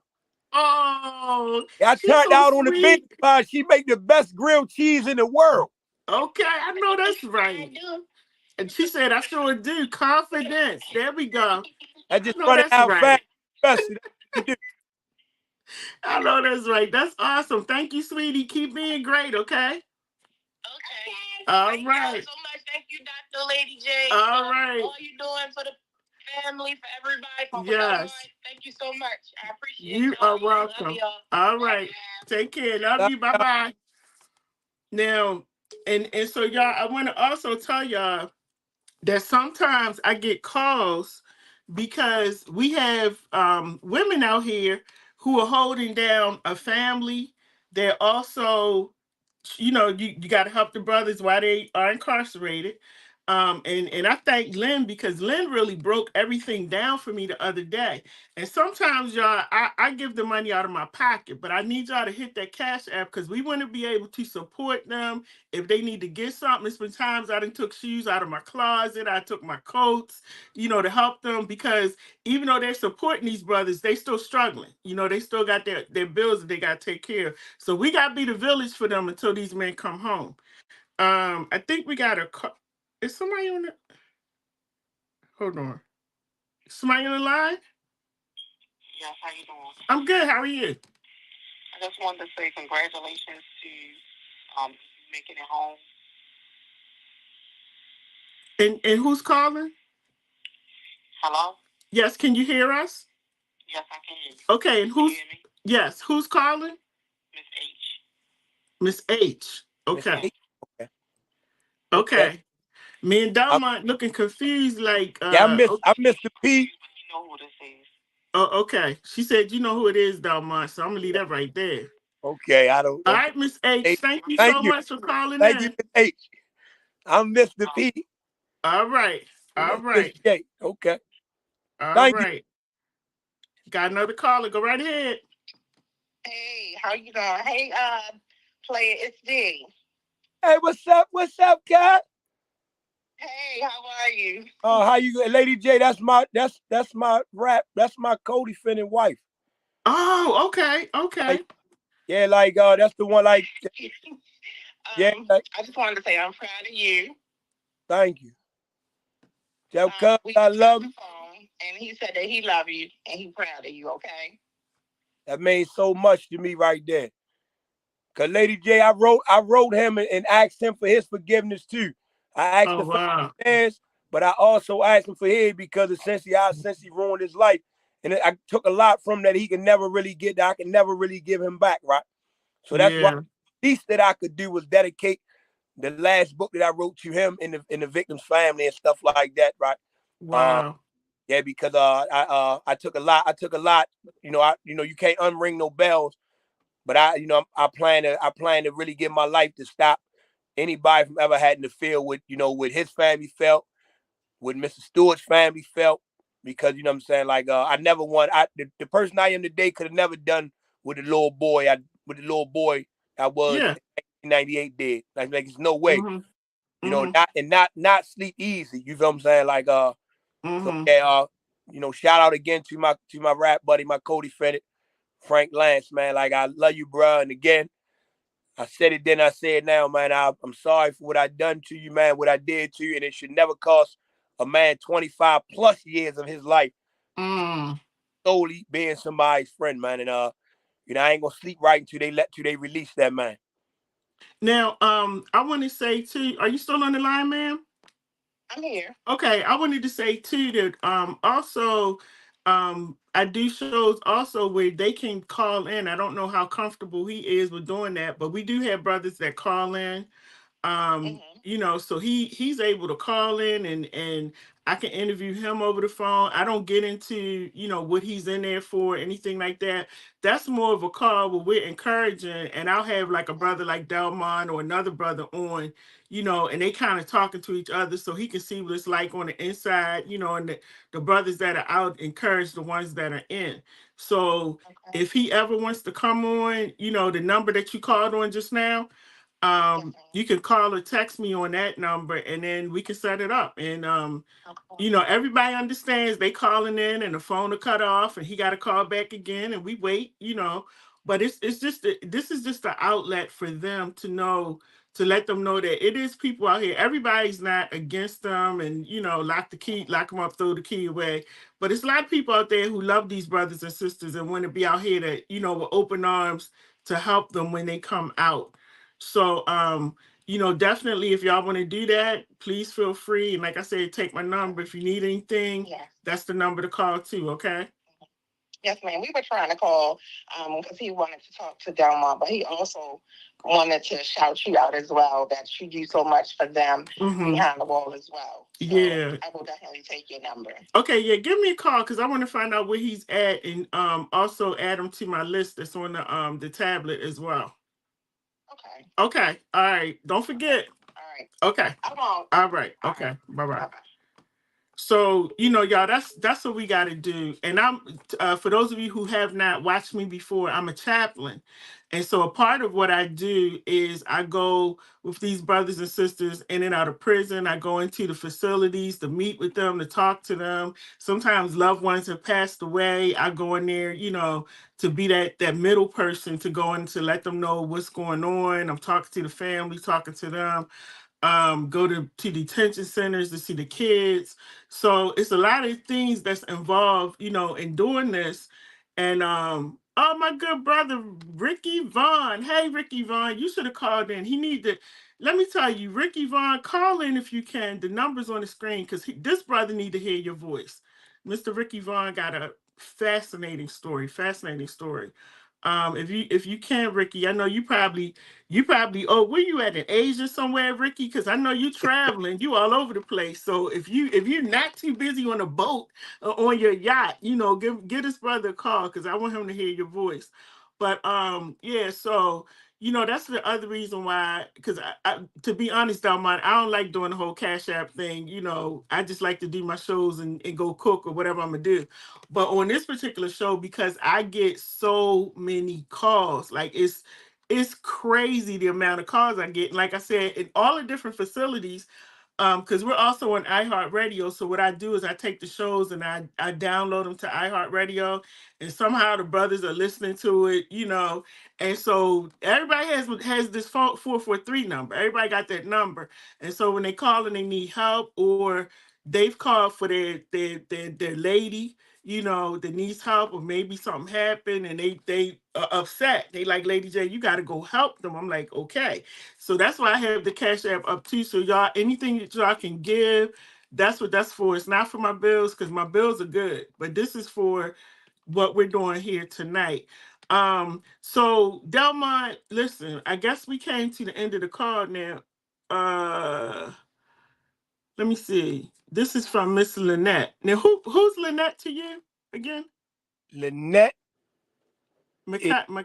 Oh, Miss Lynette. That's the lady I was just talking to. Her husband is incarcerated. That's the lady that got the 40. Her husband got the 40 years.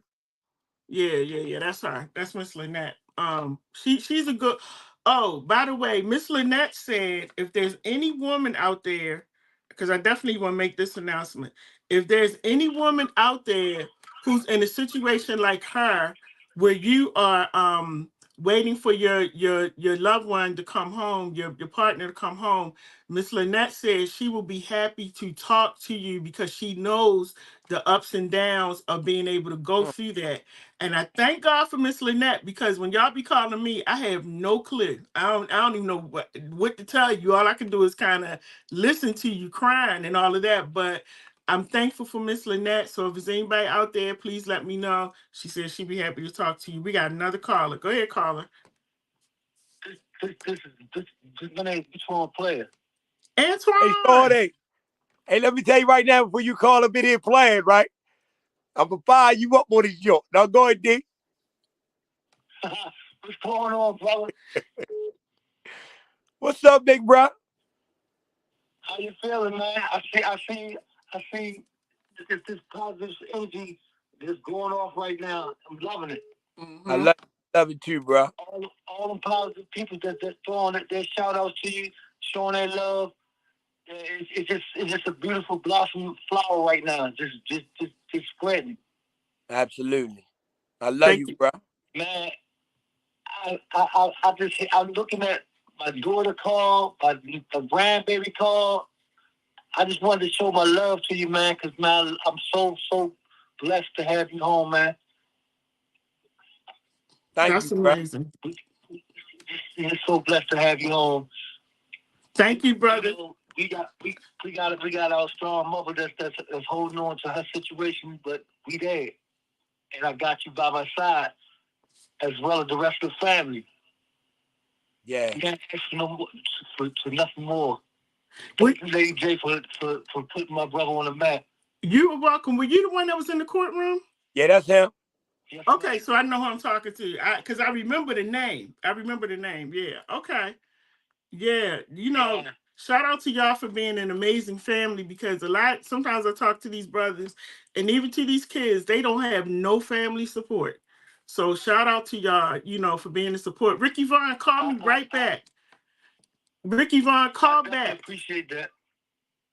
All right. Thank you so much, Antoine. All right, you take it easy. Y'all both. And stop trying to dress like me, bro. He had the Hagios on today. Stop trying to dress like me, bro. Don't know. My cousin gave them Hagios. He trying to dress like me. Who came first? Stop trying to dress like me, little Earl. Hit him up. All right.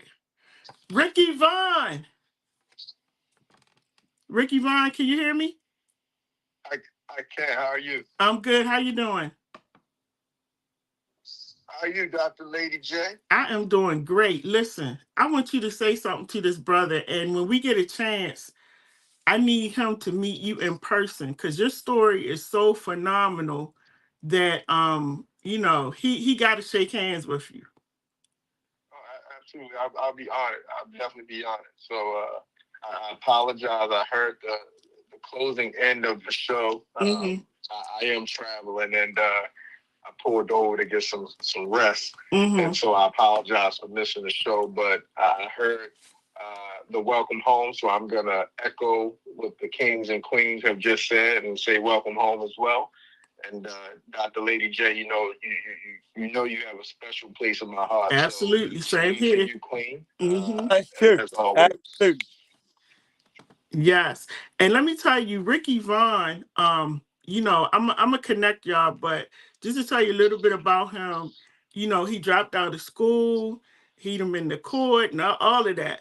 This man owns so many businesses right now. That's why I was teasing him, saying, I know you're traveling right now. You on a yacht, you're doing something right now. Because this man owns so many businesses. Went back to college, got his degrees. And we got shout out our brothers when that happens, because it's all we see with our black men is them on the screen. They hit somebody, they kill somebody, they did this and that. I'm big on shouting out our black brothers because I got a son, and I love this guy. Like, he is so humble. You would never know the amount of stuff that he has, what he's doing. You would never know it. And so I really want him to meet you, Delmont, because he would be a huge inspiration to you. A powerful brother. I mean, but he don't act like it. And when you're in his presence, you wouldn't know, because Ricky is silly. He's silly. I appreciate it, and inspiration is really, the brothers that the brother that's on your show and the brothers and sisters that's out there. One thing that inspired me is that, I've always said that, the system, a lot of folks say that we have a broken system, and I continue to say that our system is not broken. It's working where it was designed. And if we want to make change to that, then it comes in unity as far as us. And, one voice doesn't really make an impact, but when you have a number of us together, that's when the difference is made. And if I got to go scripture line, to Dr. Lady J, the Reverend Dr. Lady J, they say when two or more is gathered in my name. So, I'm just inspired by all the kings and queens that's out there. But, I definitely appreciate the shout out. And please just connect us. And also, be on the lookout. We're sending you an invitation to the wedding. I know that's right. Yes. So yeah. Congrats. Yeah.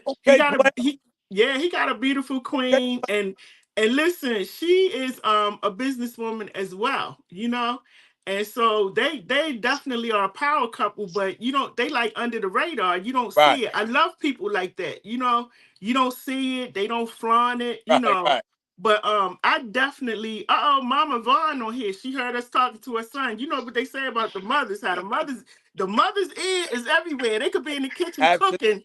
They hear somebody talking about their son, they come to attention. I know that's right, Mama Vaughn. She jumped right on here. Everybody always say where I get it from. I get it from my mama. Yes. My mother was, likewise. Absolutely. She went back and got her GED, went to law school. And what I always folks like to talk about Baltimore. What I like to say is black folks from East Baltimore that still continue to thrive and still continue to do our thing. So yeah, that's my attorney / mama / mentor and advisor to my company as well. So yeah. And Ricky, this is why I want you and him to talk, because y'all have a similar story. It's so similar when he was talking about his mom too. And so you know, I'm gonna connect y'all through text. I'm gonna connect y'all. He you know, Ricky would be a great mentor for you, Delmont, because like I said, you know, people look at him now, but people don't know your backstory. And when they know your backstory, you know, that makes all the difference in the world. So I really want y'all to connect, because y'all got a lot of similarities. Thank you. Please do. You can give him my direct cell number. Okay. Dr. J. Okay. You know, they always say continue to praise God in public while he's working on you in private. So I know that's right. I like that. All right, Ricky, please, if you gotta, you know, if you tired, please go to a hotel, please.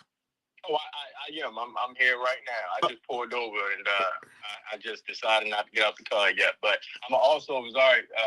Dr. J, I'm gonna call you tomorrow because I want to give you the information for the wedding. It's coming up in May. Okay, absolutely. And you know, again, my sincere condolences. That's why I didn't reach out with the wedding stuff. Right. A couple months ago, but my condolences. And you know, you're always in my heart and my prayers. And Candace said the same thing. So thank you. Thank you. You know, we need your guidance too. Mama on here, but we got a new brand that we purchased that we take over this week. Okay. Out of state, so gotta fill you in on that too. Okay, yeah, give me a call tomorrow. I'll be home all day. You got it. Thank you. Thanks, love you. Take care. Look forward to speaking to you. Absolutely. Likewise. We definitely gonna connect. Yes, sir. All right, Ricky, love you. Take walk care. slow, think fast, man. Walk slow, think fast. Right. Okay, bye-bye.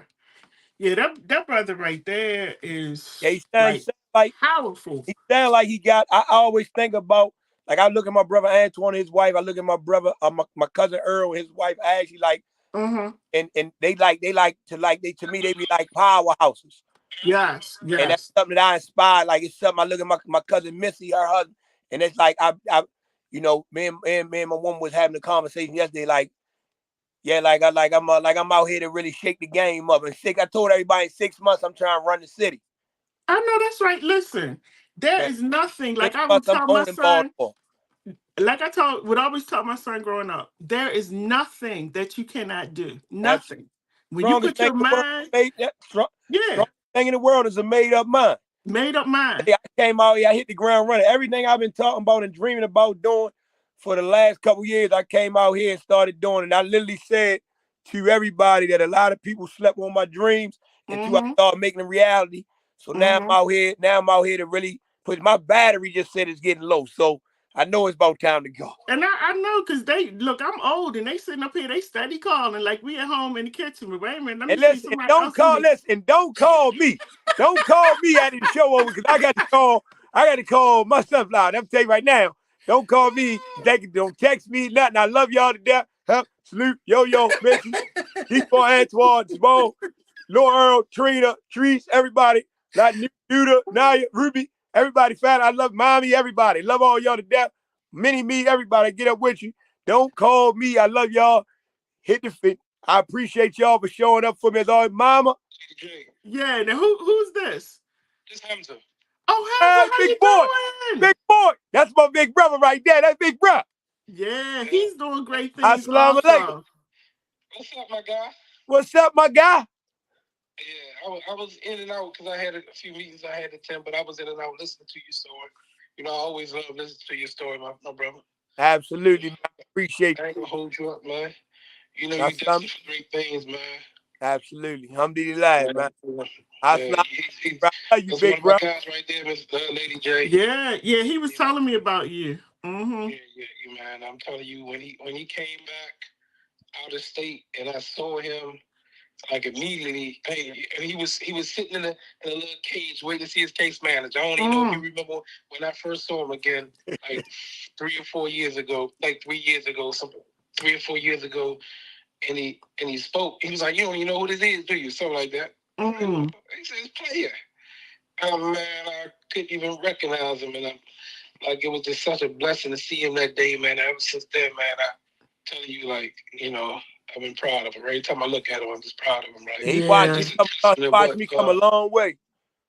Yeah, it's a testament what true transformation look like. You know, and people people see us now, they wouldn't believe who we once were. You know what I'm saying? And just seeing him is just a mirror and a testament of how we grew. You know. Right, Hamza. How long were you inside? 30 years. 30 years. Okay. 10 days. Yeah. Okay. Yeah, Hamza was on my show last year. I think around like September, October last year. But I'm gonna be calling you because I'm working on a project right now that I'm definitely going to need you and some of the other people that were on earlier to be a part of. Okay, just let me know. Okay. I can make my time available for you. Okay. All right. Take care, brother. Keep doing the work, man. You know, one against. We do appreciate you giving us a platform to speak on. Absolutely. Yeah. Shoot. Make no mistake about it. This is my first real interview, like in person. This is the first one in person right here. Wow. Awesome. Put me on. Yeah, I ain't playing with it. I think she was like my first like live podcast right. interview. So she definitely gives us a platform when we come home. Yeah. Come on the show, you know. And then not only that, she said, if you need to use it, I'm here. Right. Absolutely. You need to use it, let me know. Yep. Always open. Appreciate you. Definitely. Keep being great, Hamza. Yes, ma'am. You too. All right. Bye-bye. All right. Bye-bye. That's another brother came out like he said when I was talking to him and we were talking outside the courtroom that day when we came for you, and I said, what you been up to? He said, yeah, I just bought a house. I'm like, oh yeah, big bro came out here and he that's that no struggle, no success. I got to get down there. That no struggle, no success. Get down there. Yeah, I mean, you're talking about that. I got to get down there. You know, my Krabby Doc, Papa Doc, they ain't winning over there. Yes. I'm telling you. It's Jeanette, man. Like she's setting brothers up, man, really putting them, basically helping them with what they already good at and putting them in position and networking to put them in the arenas with different people to make sure they're not being used and abused in stories and stuff like that. And like I said, you know, that's just I'm out here now and I'm just trying to build bridges. Exactly. I'm trying to close gaps and build bridges, and I'm saying and then turn all these dreams into realities. Yeah, absolutely. Well, I'm so happy for you, and y'all make sure that I got to put your stuff at, because I didn't want to put your information down there too soon, because then people be writing and not paying attention to the show. So I'm going to put your information at the bottom. If you want to DM him, he said you can get your book personalized. Just send him a DM. So autograph that thing for you. You know what I'm saying? And I mails. I got shit. I got my own shit. I'm my own shipping department. I'm bad like that. I sign it and ship them. I do it all. If I need to be there to get the mail, I will be there and pick the mail up and bring it up to the house for you and everything. I'm bad like that. That's right. I'm like DoorDash books. I bring the book. Me and my cousin Missy tell about DoorDash workout. That's Lord Missy, my Jeanette. That's my Janet. That's Janet. We doing book. I'm telling you, I bring the book right to your door. I ain't playing with them. I know that's right. I'm working out. I'm old. I'm speaking in gay. I'm with all the business. I know that's right. And listen, in this economy, you got to have multiple streams of income. You have to, because that's the only way you're going to survive. You know, people be out here fronting like they got this and that going on. That's why I tell them, don't ask me for nothing, because I ain't got it. I'm going to just tell you up front to save you a phone call and a text. I ain't got it. Now, we want to thank everybody for their comments, for calling in, for your support. Some people sent the Cash App. When this show is over, you can please. This is the other thing, y'all. Make sure you share the show, especially share it with youth groups, share it at your church, share it with a young person, share it with a sister or or a brother who may have somebody that's incarcerated that they're in a relationship with, so they can kind of hear the ins and outs of what they're going through, how they can help, how, we want to be a network where we can be support. When you call that number, the 443-297-4753 number, I want to be able to say, okay, I can connect you with this person. All right. So make sure you share the video on the YouTube page, hit the subscribe button. So every time this show comes on, you'll get a message saying the What a Baltimore show is on. Okay. So share it. Make sure you send the Cash App, whatever you can send to help out. I got a project that I'm working on coming up. Can't share it on live because people be hating and then they'll take your whole project and run with it.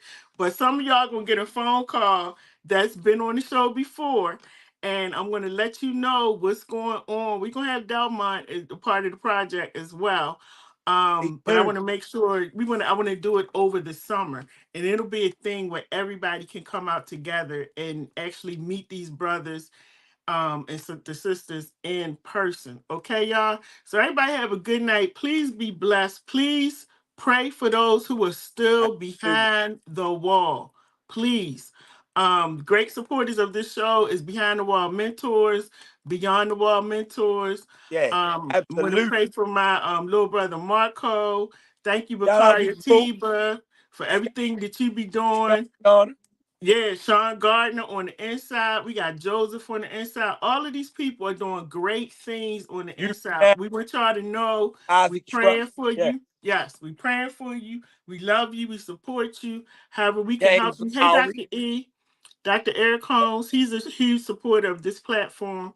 Any way that we can help, please do not hesitate to call that number to let me know what it is you need. If I can't help you, I will definitely connect you with somebody that can help you. Okay. The other thing that comes across my hands a lot is free tickets. I will give you these free tickets, to take your lady or your children or whatever.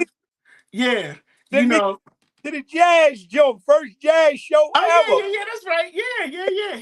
Me and Kim had a wonderful time. That thing was like that. Awesome. Yeah. We thank you for that. She definitely said thank you for that. You are welcome. It was two things going on last night. It was a comedy show and a jazz show going on at the same time. So I went to the comedy show, gave y'all the tickets. Right. But it's stuff that sometimes people will put in my hands to be like, hey, Dr. J, you want to do this? A lot of times I give it away to these brothers, to their families, so y'all can just go out. I go out a lot, but this way they can go out. If anybody wants to donate, where you want to say, I want to donate, so this couple can go out and eat, or they can go out and do something. Hit that 443 number. Let me put it back up here again. Hit that 443-297-4753 number. This number right here. Don't call me. That's just the phone number. But don't call me right now. But y'all could start calling tomorrow. But that's the phone number, that you can call if you want to donate or you want to help. Or you might want to, give Miss Kim and Mr. Delmont a gift, since he's just coming home. Take gifts now. I'm trying to tell you, I'll take a gift. And I just want to listen.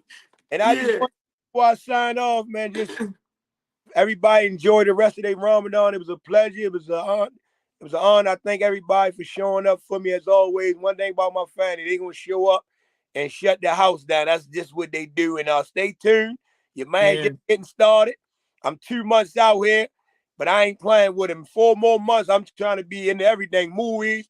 I'm trying to be the big old man. I'm trying to have the podcast up, the flip side with my man Daryl Newsom and Charlene Davis. I'm saying I'm trying to do big things. I'm coming back with LadyJ. We're gonna hook up. And I'm saying I'm gonna do some big things, man. Shout out to my brother Goo. Shout out to my brother Jay, my brother Ike, all my good mentors, youth challenge brothers, all the little young brothers and youth challenge down. Shout out to what I'm trying to do in the future. And I appreciate everybody, man. Good night, good morning. It's been real. Get up with you. At you. Yes. Miss Kim, we're going to give them back to you, Miss Kim, so y'all can talk tonight. Y'all know what I'm about to do. Don't call me. I love y'all. Yo, we call you in the morning. We're going to pray like we do. DIC in the morning with mommy. Don't call me. I'll call you. Ruby, I love you. Don't even play no games. I already know you ready to try to FaceTime me. I love you. Don't you call me. And tell the Lord chicken head, the Lord chicken nugget head, and little Mikey. I seen you too, Mikey. I'm all over y'all. I love y'all. See y'all this weekend. All right. And his information is at the bottom. His IG, his TikTok, his Facebook, his Instagram is all at the bottom. Y'all reach out to this brother, support him, send him some love. And also go and get his books. All right, And my name is only Dr. get Lady J. you Go take ahead. and you only getting the autograph. You DM me, send me that all that stuff. My niece Ruby, niece Kid, and they hook that up for me. Make sure I'm good to go. So they teach me the technology. DM me, because I know how to work that DM now. DM me, and you get an autograph. I bring it right to your door, and the door dash with it. All right, everybody. This is Mr. Delmont Player. Just came home. We want to say welcome home to the brother. We want to send much love to his lady, Miss Kim. Miss Kim, I hope I get to meet you in person real soon. Delmont, you're now officially one of my bonus brothers, okay? Because I don't have any brothers. So you one of my bonus brothers. And you another sister, because I got a bunch of sisters, Riri and all of them. And they go, if I say I ain't got no sisters, Bert might go crazy.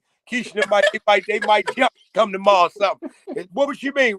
Rachel, they might, ain't no telling. Simone, especially my sister. Oh my goodness. I just spelling her name with the I, and it's supposed to be the A, but this, I love them.